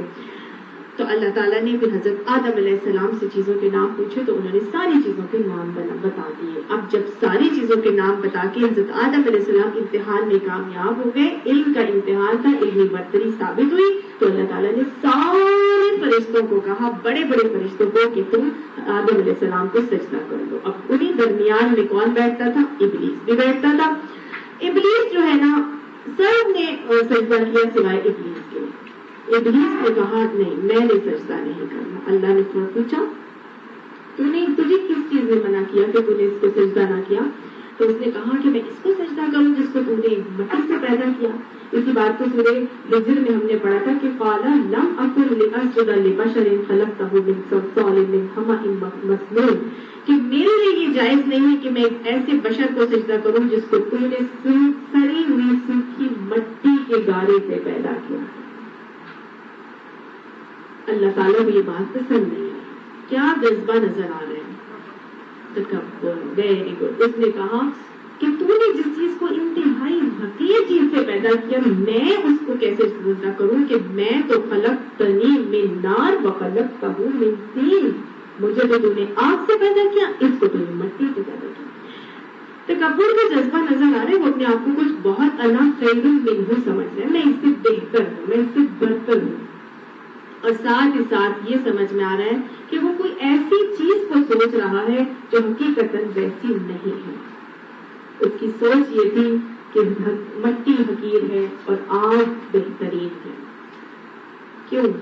کیونکہ وہ سوچتا تھا کہ آگ میں تو وہ خصوصیت ہے کہ یہ جلا کے بھسم کر دیتی ہے. آگ میں وہ خصوصیت ہے کہ یہ اوپر ہی اوپر جاتی ہے نا. آگ میں حرارت ہے, قوت ہے, طاقت ہے. لیکن وہ یہ بھول گیا تھا کہ وہ کہتا تھا مٹی تو وہ ہے جس کو پیروں کے نیچے روندا جاتا ہے, لیکن اصل میں وہ غلط تھا. تکبر کی بنیاد ہمیشہ غلط باتوں پہ ہوتی ہے. وہ اپنی سورس پر, اپنے اوریجن پر تکبر کر رہا تھا, لیکن اصل میں حقیقت کچھ اور تھی, اس کے برعکس تھی. آگ ہمیشہ نیگیٹو اثرات دکھاتی ہے. آگ ڈسٹرکٹیو ہوتی ہے, اس میں سے دھواں نکلتا ہے, وہ چیز کو جلا کے بھسم کر دیتی ہے, راکھ کر دیتی ہے. لیکن جو مٹی ہے وہ پروڈکٹیو ہوتی ہے, وہ پازیٹیو ہوتی ہے, وہ کنسٹرکٹیو ہوتی ہے. مٹی سے ہم چیزوں کو بناتے ہیں, ٹھیک ہے نا. مٹی میں وہ خصوصیت ہوتی ہے کہ اس کے اندر ایک مہک اور اس میں ایک خوشبو ہوتی ہے جو سکون دیتی ہے انسان کو. مٹی کے اندر وہ کوالٹی ہوتی ہے کہ جس کے اندر نباتات کو, اس کو بیج کو ڈالا جاتا ہے تو وہ نباتات کو گرو کرواتی ہے. گویا وہ آگے سے آگے پھل, پودے, پھول, زرخیزی, لہلاتے ہوئے سبزہ جو ہے وہ پیدا کرنے والی ہوتی ہے. تو بیسیکلی وہ غلط سوچ رہا تھا نا. ہاں جی. تو جب وہ غلط سوچ رہا تھا تو سمجھ کیا آ رہا ہے؟ تکبر کرنے والے ہمیشہ غلط بات پہ تکبر کرتے ہیں. آج ہم کس چیز پہ تکبر کرتے ہیں؟ اپنے حسن پر. کس نے دیا ہمیں حسن؟ ہم نے خود اپنی شکل ایسی بنائی, ہم نے خود اپنے یہ اپنی جو فیچرز ہیں ہم نے ایسے بنائے, ہم نے خود اپنے رنگ کو جو ہے وہ گورا بنایا, ہم نے خود اپنے قد کو لمبا بنایا, ہم نے خود اپنے آپ کو اسمارٹ بنایا. کس چیز پر تکبر ہے؟ کیا وہ اپنے آپ کو خود ایسے کرنے والے تھے؟ بتائیں نا. اگر ہم کسی اچھے دینی مذہبی گھرانے میں پیدا ہو گئے تو کیا اس میں ہمارا کوئی کمال ہے؟ اگر ہم کسی بہت امیر کبھی گھروں میں پیدا ہو گئے تو کیا اس میں ہمارا کوئی کمال ہے؟ کس چیز پر تکبر کیا جاتا ہے؟ انہیں چیزوں پر, مال پہ, جائیداد پہ, خوبصورتی پہ, انہیں چیزوں اور اولادوں پر بھی تکبر کیا جاتا ہے. اگر آج ہماری اولادیں زیادہ ہیں تو اس میں ہمارا کوئی کمال ہے؟ کیا اولاد ہماری مرضی سے آتی ہے دنیا میں؟ نہیں, اللہ کی مرضی سے آتی ہے. اگر اولاد عقل مند آ جاتی ہے تو اس میں ہمارا کوئی کمال ہوتا ہے؟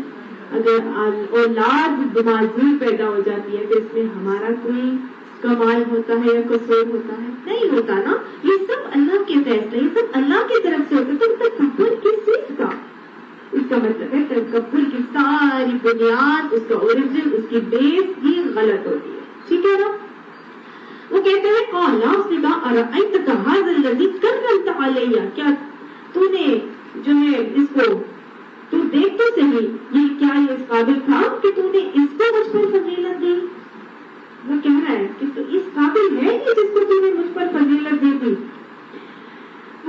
صفات مٹی کی اور آگ کی دیکھ رہا تھا. اللہ تعالیٰ نے اور اللہ تعالیٰ سے اس نے کہا لئن اخرتنی الی یوم القیامت، اگر تو مجھے مہلت دے گا قیامت کے دن تک، لاحتنکن ذریتہ، تو البتہ میں ضرور اس کی ذریت کی بےخطنی کر دوں گا. اللہ تعالیٰ نے کہا قالا فإنک من المنظرین. یہ پیچھے ہم پڑھ کر آئے ہیں. اللہ نے کہا تھا ٹھیک ہے، تجھے ڈھیل دی گئی، تجھے مہلت دی گئی، الی وقت المعلوم، اس وقت معلوم تک تجھے مہلت دی گئی، ڈھیل دی گئی. اس نے کہا میں ضرور اس آدم کی جس نے مجھے جنت سے نکال دیا، اس کی ذریت کے سمیت اس کو میں کیا کروں گا، اس کی بےخطنی کر دوں گا، اس کی نسلیں ہی تباہ اور برباد کر دوں گا. الا قلیلا، مگر تھوڑوں کے علاوہ. اللہ ہمیں ان تھوڑوں میں بنا دے. اللہ تعالیٰ سے اس نے ڈھیل مانگی، اللہ تعالیٰ نے سے اس نے مہلت مانگی، اور اللہ تعالیٰ ایسا قدردان، ایسا شکور ہے کہ اللہ تعالیٰ نے اس عبادت کے بدلے میں جو اس نے اتنی کی تھی نا، کیونکہ اب تو وہ مذموم مدبورہ ہے، اب تو وہ جہنم رسید ہے، تو اب جتنا بھی جو اس نے عمل کیا تھا، عبادتیں کی تھی، تو اس کا بھی تو اس کو کچھ ریوارڈ ملنا تھا نا. اللہ تعالیٰ قدردان ہے نا. اب اس نے اللہ نے اس کو جنت میں ڈالا نہیں ہے، اب اس عبادت کا کیا بنا؟ تو اللہ تعالیٰ نے اس کی وجہ سے اس کو مہلت دے دی قیامت کے دن تک کے لیے، اور اب اس کی موت نہیں ہے. ٹھیک، اللہ تعالیٰ نے اس کو کچھ اختیارات بھی دے دیے. اسی کے اوپر اللہ تعالیٰ نے اس کو کچھ اختیارات بھی دے دیے، اور وہ اختیارات اس کو دیے اللہ تعالیٰ نے. اللہ نے کہا قالا اذهب، اللہ نے فرمایا جا، ومن تبعک منہم، بس جو کوئی ان میں سے تیری پیروی کرے گا، فإن جہنم جزاؤکم جزاء موفورا، بس بے شک جہنم بدلہ ہوگی تم سب لوگوں کا بھرپور قسم کا بدلہ. یعنی اللہ نے کہا جاؤ، پھسلاؤ، بہکاؤ، ان کو بربلاؤ، جو مرضی ان کے ساتھ کرنا چاہتے ہو چلے جاؤ. اب تم آزاد ہو، تمہیں جو ان کے ساتھ کرنا ہے، بہتری کرنی ہے، ان کی نسلوں کو ختم کرنا ہے، آدم علیہ السلام کے ذریت کے ساتھ تم جو معاملہ کرنا چاہتے ہو، تم اس کا دوہم مبین بنا دیے گئے ہو. جاؤ تم انہیں خود فیصلاؤ، ان کو اپنی پیروی کراؤ. جو جو تمہاری پیروی کر لے گا تو تم سمیت میں کیا کروں گا، لا املا ان جہنم منکم اجمعین، میں البتہ تم سب کو جہنم میں ملا کر جو ہے جہنم رسید کر دوں گا. اور یہ بہت بھرپور جزا ہے اللہ کی طرف سے، کیونکہ ظاہر ہے جس نے کچھ شیطان کی باتیں شیطان بن کے زندگی گزاری تو اس قابل ہی نہیں ہے کہ اس کو جنت میں ڈالا جائے، وہ مذمومہ مدحورہ وہ بھی بنا دیا جائے گا. اللہ تعالیٰ نے اب اس کو کہا، اس کو کچھ کوالٹیز دی، کچھ صفات دی، اس کو کچھ اختیارات دے دیے، اور اللہ نے کہا وَاسْتَفْزِزْ مَنِ اسْتَطَاعَكَ مِنْهُمْ، جا پھسلا لے ان میں سے جن کے اوپر تو اپنی استطاعت رکھتا ہے. کیسے کیسے کیسے کیسے پھسلا؟ بِصَوْتِكَ، اپنی آواز سے پھسلا لے. وَأَجْلِبْ عَلَيْهِمْ، اور چڑھا کے لے آ ان کے اوپر، بِخَيْلِكَ، اپنے گھوڑے، وَرَجْلِكَ، اور اپنے پیادے، یعنی اپنے پیادے اپنے سوار دونوں لے کے آ جا اور ان کے اوپر چڑھا دے. پہلی بات یہ کہی کہ ان کو اپنی آواز سے پھسلا لے. دوسرا کہا گھوڑے پیادے سوار سب لے کے آ جا. گویا اللہ تعالیٰ نے اس کی نسل چلائی اور اس کو بقا ہے. وہ سب جو چل رہے ہیں، اور حدیث بھی ہمیں بتاتی ہے کہ شیطان جو ابلیس ہے، وہ ابلیس تھا نا، یہ جس نے ابا وستکبر کا مقام کیا تھا، تو یہ ابلیس جو ہے یہ سمندر میں تخت لگاتا ہے اور اپنے چیلوں کو بلاتا ہے اور ان سے پوری کارگزاری سنتا ہے. آتی ہے نا حدیث پوری کی پوری. پھر وہ آتے ہیں، آ کے کہتا ہے میں نے فلاں کو دھوکہ ڈلوا دیا، میں نے فلاں کا قتل کروا دیا. ایک آتا ہے ابھی کہتا نہیں، تو نے کچھ نہیں کیا، تو نے بھی کچھ نہیں کیا. پھر ایک آتا ہے اور آ کے کہتا ہے کہ میں نے اپنی بیوی کے درمیان لڑائی کروا دی. تو وہ اٹھتا ہے اپنی تخت سے، اٹھ جاتا ہے، اس کو گلے لگاتا ہے اور کہتا ہے تو نے بڑا کام کیا. تو پیادے سوار سب اس کے ساتھ چل رہے ہیں، ان سب کی سب نسل اس کی چل رہی ہے. تو اپنی آواز سے وہ بہلا رہا ہے، پھسلا رہا ہے. دوسرا کیا کر رہا ہے؟ اپنے پیادوں سوار کو لے کے آ رہا ہے. اور کیا کر رہا ہے؟ اللہ نے کہا شارکھم فی الاموال والاولاد، اور شریک کر ان کو ان کے مالوں میں اور ان کی اولادوں میں سے. شریک ہو جا، اپنا حصہ نکال لے، ان کی شراکت اختیار کر لے، ان کے مال میں بھی چلا جا اور ان کی اولادوں میں سے بھی حصے نکال. واعدھم، باتیں کر ان سے. اللہ نے اس کو بتایا کہ تمہیں کرنا ہے تو تو یہ کر، یعنی تو کر سکتا ہے۔ واحد اللہ تعالیٰ نے شیطان کو یہ اختیار دے دیا کہ جب حضرت آدم علیہ السلام کا پتلا بنایا گیا تھا، تو احادیث سے ہمیں پتہ چلتا ہے، مفہوم میں آپ کو بتا دیتی ہوں کہ حضرت آدم علیہ السلام کا مٹی کا جب پتلا بنا دیا تو وہ کھنکھنانے والی تھی، جیسے ہمارے مسئلے نا سارے کل فخار ہو گئی، پھر یہ جب کھنکھنانے لگی تو حضرت آدم کا پتلا پڑا ہوا تھا، تو شیطان وہاں سے گزرا، فرشتے بھی گزرے، تو انہوں نے دیکھا کہ یہ کیا ہے، تو وہ جو اس کو ٹھوکر لگائی تو وہ کھنکھنانے لگا مجسمہ۔ تو شیطان نے کیا کیا کہ بولا یہ تو کھوکھلا ہے، اندر سے کھوکھلا ہے، یہ تو بچ گیا ہے۔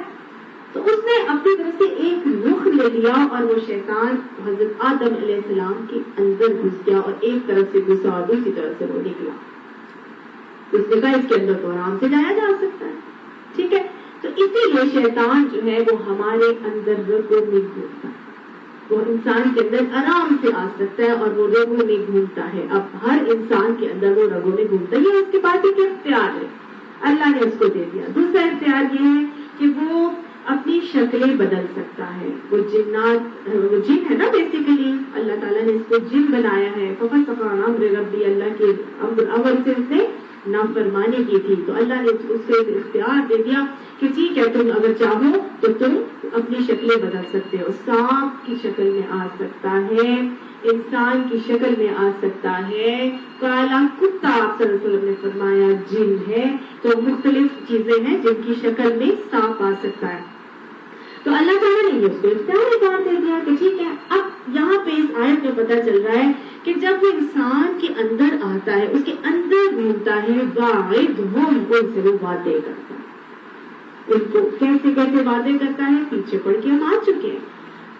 اللہ تعالیٰ نے جو قرآن پہ ہم نے پیچھے پڑھا وہ کیا کہتا ہے، ہاں جی، اللہ اس کے مختلف قسم کے وعدے کرتا ہے، اور وہ وعدے یہ ہوتے ہیں کہ میں ان کو آرزویں دلاؤں گا، میں ان کو امیدیں دلاؤں گا، میں ان کو الجھاؤں گا، میں ان کو بہکاؤں گا، اور میں وَلَآمُرَنَّهُمْ، اور میں ان کو حکم دوں گا۔ تو یہ 5 طریقوں سے انسان کے دل میں وہ کیا کرتا ہے، وعدے دلاتا ہے، آرزویں دلاتا ہے، الجھاتا ہے، امیدیں دلاتا ہے، مختلف قسم کے کام کر کے ہمارے اندر وسوسے ڈالتا ہے، ٹھیک ہے، مختلف قسم کی دنیا کی چیزوں کو لینے کے لیے یا مختلف نقصانات سے بچنے کے لیے۔ وہ کیا کرتا ہے، اپنے تمام چیزوں سے ہمیں امیدیں، آرزویں دلاتا ہے، حکم بھی دیتا ہے، الجھاتا ہے، ہمیں بہکاتا ہے، کیونکہ اس کو معلوم ہے کہ وہ اس کے نفس پہ قابو پا سکتا ہے، ٹھیک ہے۔ اب ایک تو یہ وعدے ہو گئے، پھر بالصوت کا، وہ اپنی صوت سے، اپنی آواز سے ہمیں بہکاتا ہے، پھسلاتا ہے۔ شیطان کی آواز کیا ہے؟ جب یہ ساری باتیں ہو رہی تھی اللہ تعالیٰ کے ساتھ، تو شیطان نے کہا میری آواز کیا ہے؟ تو اللہ تعالیٰ نے کہا، فرمایا تیری آواز ہے گانا، گانا بجانا شیطان کی آواز ہے، ٹھیک ہے۔ تو یہ جو شیطان کی آواز ہے، تیری اپنی صوت سے تو ان کو جو ہے وہ کیا کر، ان کو پھسلا دے۔ ہمیں پتہ ہے، حدیث بتاتی ہے کہ گانا زنا کی طرف اٹھنے والا پہلا قدم ہے۔ یہ شیطان کی آواز، یہ گانا بجانا، ناچنا پھرکنا، کانسرٹس، میوزک کے فیسٹیولز، میوزیکل پروگرامز، یہ اسکول اور کالجوں میں جو پارٹیز ہیں، آج چھوٹا چھوٹا بچہ بھی جو ہے اس کے ہاتھ میں موبائل ہے، ڈاؤن لوڈ کیا ہوا ہے، اور وہ بڑی لے سے جو ہے وہ جگجیت سنگھ بنا ہوا ہے اور مختلف قسم کے گانے کو گا رہے ہیں۔ کر رہے کہ نہیں؟ لاہو ہم سورہ لقمان میں اچھی طرح لاہو الحدیث پڑھ چکے ہیں، لیکن یہ شیطان کی کیا ہے، آواز ہے، اور یہ شیطان اپنی اس آواز سے کیا کراتا ہے، زنا کی طرف لے کے جاتا ہے۔ انہی کی وجہ سے بے حیائی ہوتی ہے، عریانی آتی ہے، ناچ گانے۔ آج کالجوں میں جا کے دیکھ لیں، وہاں کانسرٹ منعقد کیے جاتے ہیں، وہاں روزانہ کی نائٹ، سیکنڈ اور ایوری ویک ٹوائس آپ کہہ لیں ویک نائٹس ہوتی ہیں، باقاعدہ اس میں میوزیکل پروگرامز ہوتے ہیں، اور لڑکے اور لڑکیاں ہیں اور وہ ڈانس کرتے ہیں وہاں پر، اور باقاعدہ طور پر مجھے پتا چلا کہ ایک گولی ہے جس کو وہ کھلایا جاتا ہے، اس کے بعد وہ ایسے ناچتے ہیں کہ ان کو کسی چیز چیز کا ہوش نہیں ہوتا اور اس کے بعد پھر ظاہر ہے اپنی ہوش حواس کھو دیتے ہیں. تو جب ہوش کھوتے ہیں تو نشے میں آ کے پھر انسان ہر ہی برائی کو کرتا ہے. آنکھ کا بھی زنا ہوتا ہے, کانوں کا بھی زنا ہوتا ہے, ہاتھوں کا بھی زنا ہوتا ہے, ہر چیز کی زنا کے معاملات ہوتے ہیں اور پھر شرمگاہ اس کی تکمیل کر دیتی ہے یا اس کی تکمیل سے رک جاتی ہے. یہ شیطان کی آواز ہے, اس کے اوپر کنٹرول پا لیجیے, اس کے اوپر خود بھی کنٹرول پائیں اور اپنے بچوں کو بھی اس سے محفوظ رکھیں.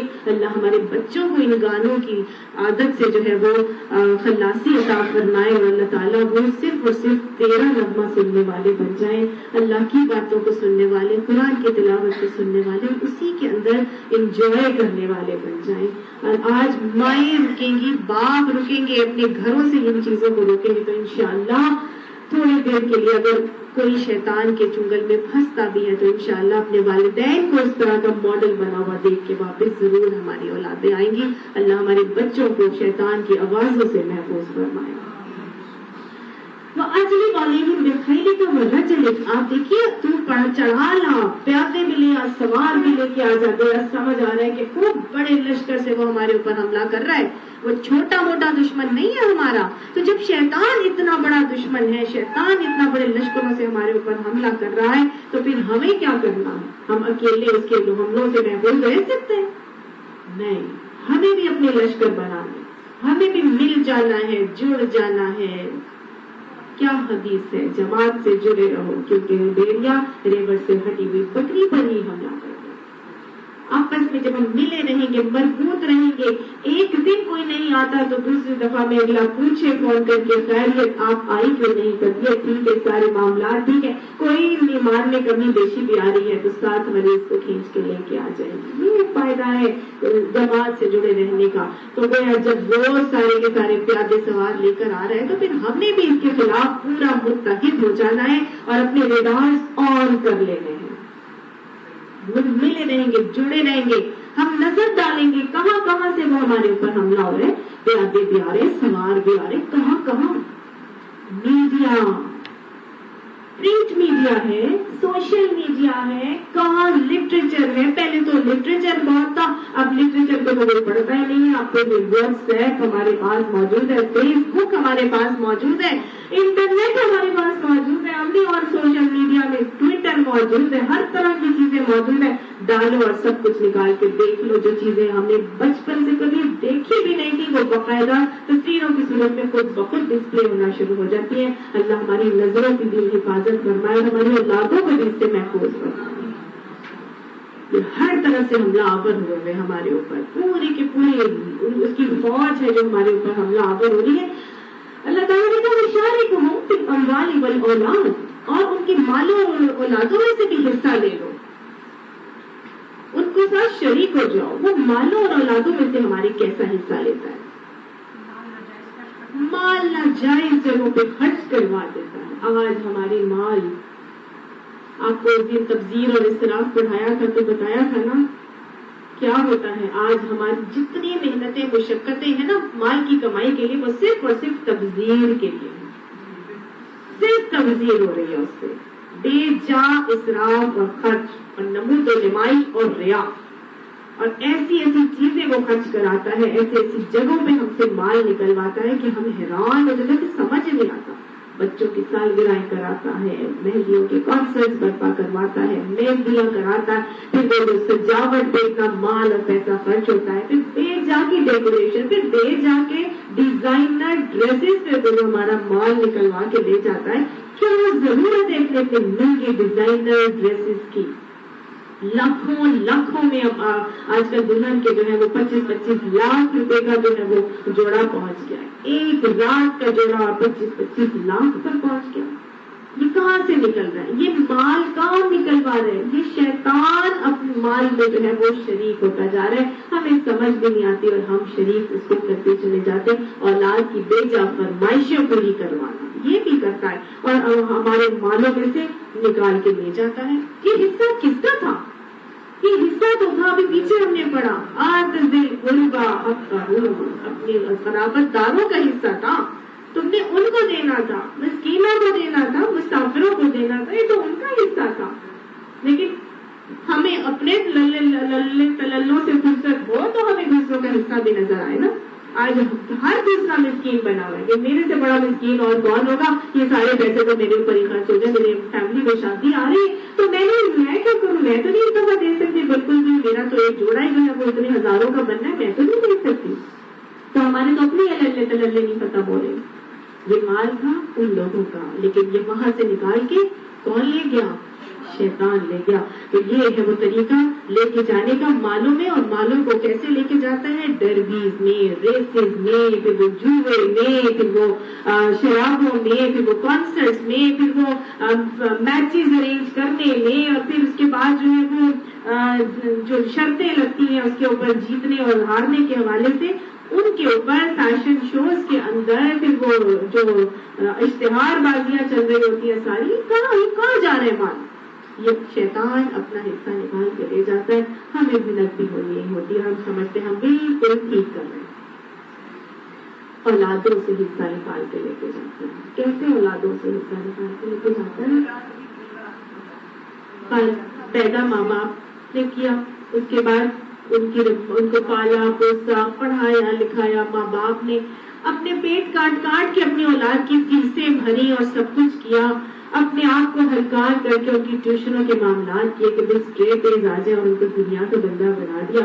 اور پھر شیطان آتا ہے اور ہمارے سب سے انٹیلیجنٹ برینز کو نکال کے لے جا کے یہود و نصارہ کی خدمت میں لگا دیتا ہے کہ نہیں؟ 80% سے زیادہ بچے آج ہمارے ملک کے باہر بیٹھے ہوئے ان کی خدمتیں کر رہے ہیں. کریم ہماری اٹھا کے لے جاتے ہیں, اسکالرشپ کا جھانسا دے کے جاتے ہیں وہاں پر, وہیں پر لگ کے بیٹھ جاتے ہیں, اور بس وہ وہیں کے عادی ہو جاتے ہیں, اپنی ساری چیزوں کو بھول جاتے ہیں, اور اپنے انہی کے رسم و رواج, انہی کے طور طریقے, انہی کے انداز, انہی کی ویلیوز, ان کی سب کے اندر وہ رچ بس جاتی ہے. وہ تو مسلمانوں کے بچے تھے, ان کو تو مسلمانوں کی طرح ہونا چاہیے تھا, اور وہ کس کے بن جاتے ہیں؟ وہ ان کے اندر ویسے رنگ کے ویسے بن جاتے ہیں, اخلاق سے آری بے حس, ان کو احساس, اخلاق سے تو نہیں کہوں گی, احساس سے کہوں گی آری.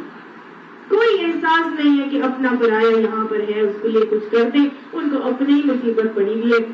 ایسی کسی نے بات کی کہ جی شادی ہے تو شادی پہ انویٹیشن دینا ہے, تو ہم یہاں پہ صرف واٹس ایپ کر دیا جاتا ہے. 2 مہینے پڑے, 2-3 مہینے پڑے ابھی شادی میں, تو جی بہت جلدی پڑی ہوئی جی واٹس ایپ کا وہ مل جائے.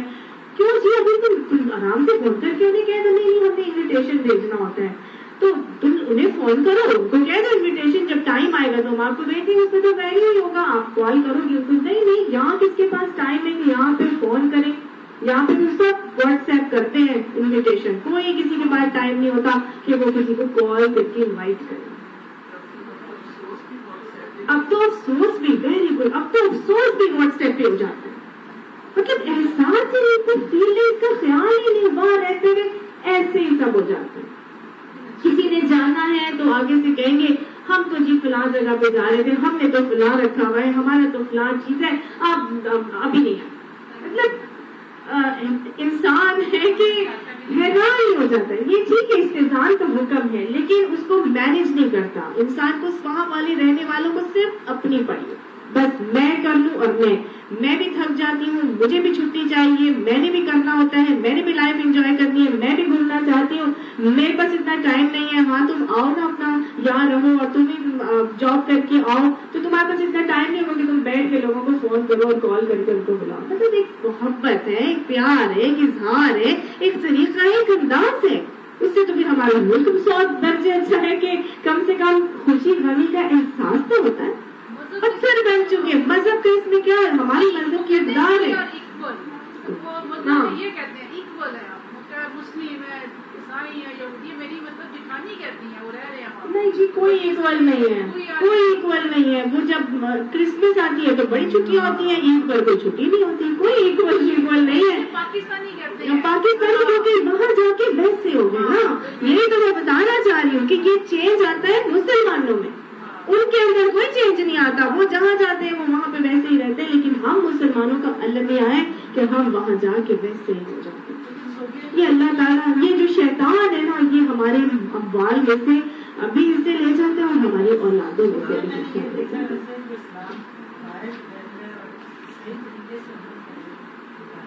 جو اسلام باہر پھیل رہا ہے نا وہ ان کے ساتھ پھیل رہا ہے جو وہاں پر کنورٹڈ ہیں، جو یہاں سے وہاں گئے ہیں نا، اگر تو وہ اس نیت سے گئے ہیں تو وہ پھیلا رہے ہیں، پھیلانے کی نیت سے، ورنہ نہیں، ان کی وجہ سے نہیں پھیل رہے۔ جو یہاں سے وہاں جا کے بیٹھ گئے نا، کم سے کم اسلام ان کی وجہ سے نہیں پھیل رہا۔ سمجھ آئے گی؟ ہمیں یہ بات ماننی ہے اور یہ بات ہمیں سمجھ لینی ہے۔ اللہ تعالیٰ ہمارے بچوں کو اپنی حفظ و امان میں رکھے، اللہ ہماری نسلوں کو اپنا بنا کے رکھے۔ یہ شیطان اپنے سانچے لگا کے اپنے حصے نکال کے لے جاتا ہے، لیکن اللہ تعالیٰ فرما رہے ہیں وَمَا يَعِدُهُمُ الشَّيْطَانُ إِلَّا غُرُورًا، مگر شیطان کے دھوکے سوائے دھوکے کے علاوہ اور کچھ بھی نہیں ہے۔ إِنَّا عِبَادِي، بے شک میرے بندے، اس میں کوئی شک ہی نہیں ہے کہ شیطان پھنسانے کی کوشش کرے گا، اس میں ڈالنے کی کوشش کرے گا، لیکن جو میرے بندے ہوں گے نا، جو خالص اللہ کے بندے ہوں گے، اللہ فرما رہے لیس لک علیہم سلطان، ان کے اوپر شیطان کا کوئی زور نہیں چلے گا۔ یہ اللہ نے بڑے فخر سے کہہ دیا، بڑے مان سے کہہ دیا کہ جو میرے بندے ہوں گے ان پر تیرا کوئی زور نہیں چلے گا۔ اللہ ہمیں اپنا بندہ بنا لے۔ ایک اور جگہ ہم نے پیچھے پڑھا جس میں شیطان نے اللہ کو کہا تھا میں ان سب کو بہکاؤں گا، سب کچھ کروں گا، الا عبادک المخلصین، سوائے تیرے وہ بندے جو خالص ہوں گے۔ اللہ ہمیں اپنا خالص بندہ بنا، اور یہی تو سمجھایا جا رہا ہے اسے بنی اسرائیل میں، اللہ کو خالص کر کے مانو، ایک کر کے مانو، اور کسی کو نہیں چاہو، کسی کی عبادت نہیں کرو، کسی کی اطاعت نہیں کرو، بس یہی وہ لوگ ہیں، یہی وہ بندے ہیں اللہ کے جن کے اوپر شیطان کا کوئی زور نہیں چلنے والا۔ اگر شیطان کوئی اکساہٹ ڈالے گا بھی تو پھر ہمیں کیا کرنا ہے؟ مالک کون ہے؟ اللہ۔ تو جب مالک اللہ ہے تو مالک کو پتا ہے کہ اپنی مخلوق سے کیسے بچا جائے گا، اس کو طریقہ پتا ہے، اس کو انداز پتا ہے، اس کو معلوم ہے کہ یہ میری مخلوق ہے، اس سے بچنا ہے تو یہ کرو، اس سے حاصل کرنا ہے فائدہ تو یہ کرو۔ تو یہ جو مخلوق ہے یہ کون سی ہے؟ شیطان۔ اس سے بچنے کے لیے خالق نے کیا بتا دیا؟ کیا پڑھ لو؟ ویری گڈ، میری پناہ میں آ جاؤ، میری پناہ میں آ جاؤ کہ اس شیطان مردود کے فتنہ سے تیری پناہ میں آتی ہو، ٹھیک ہے نا؟ تو تعوذ پڑھنا ہے، بار بار پڑھنا ہے اور اللہ سے تعوذ پڑھ کے اللہ کی پناہ میں آنا ہے۔ اللہ تعالیٰ ہمیں یہ کام کرنے سکھا دے، بڑے مشکل کام ہے شیطان کی اکساہٹوں سے بچنے کے لیے۔ سب سے پہلی چیز جو بتائی جا رہی ہے وہ یہ کہ اللہ کے خالص ہو جاؤ، اللہ کے خالص بندے بن جاؤ، خود بھی خالص ہو جاؤ اور آگے اپنی اولادوں کو بھی خالص کر لو۔ اس بات کو اللہ تعالیٰ نے پیچھے سورہ بقرہ میں ہم نے پڑھا ہے، اللہ تعالیٰ فرماتے ہیں فَمَن يَكْفُرْ بِالطَّاغُوتِ وَيُؤْمِنْ بِاللَّهِ، جس نے طاغوت کا انکار کر لیا اور اللہ پر ایمان لے آیا۔ فَمَن يَكْفُرْ بِالطَّاغُوتِ وَيُؤْمِنْ بِاللَّهِ، اللہ کے اوپر ایمان لے آیا، اس کا انکار کر دیا تو فَقَدِ اسْتَمْسَكَ بِالْعُرْوَةِ الْوُثْقَىٰ، اس نے بہت مضبوط کڑا تھام لیا، لا انفصام لها، وہ ٹوٹنے والا نہیں ہے۔ طاغوت کا انکار کر کے کس کو پکڑنا ہے؟ اللہ کو خالص کر کے پکڑنا ہے، تو ایک ایسا مضبوط سہارا ہے کہ یہ ٹوٹنے والا نہیں ہے۔ جو ایسا کر لیتے ہیں پھر اللہ کا وعدہ ہے کہ اللہ ولی الذین آمنوا، اللہ ایسے ایمان لانے والوں کا ولی بن جاتا ہے اور پھر کیا کرتا ہے؟ یخرجہم من الظلمات الی النور، پھر اللہ ان کو اندھیروں سے نکال کے روشنی میں آتا ہے۔ اللہ نے ان لوگوں میں شامل فرما دیا۔ اور توکل کے لیے ارادہ بھی کافی ہے، تو ہمیں کیا کرنا ہے؟ اللہ پر توکل کر کے چلنا ہے، کیونکہ اللہ اپنے بندوں کے لیے کافی ہو جاتا ہے۔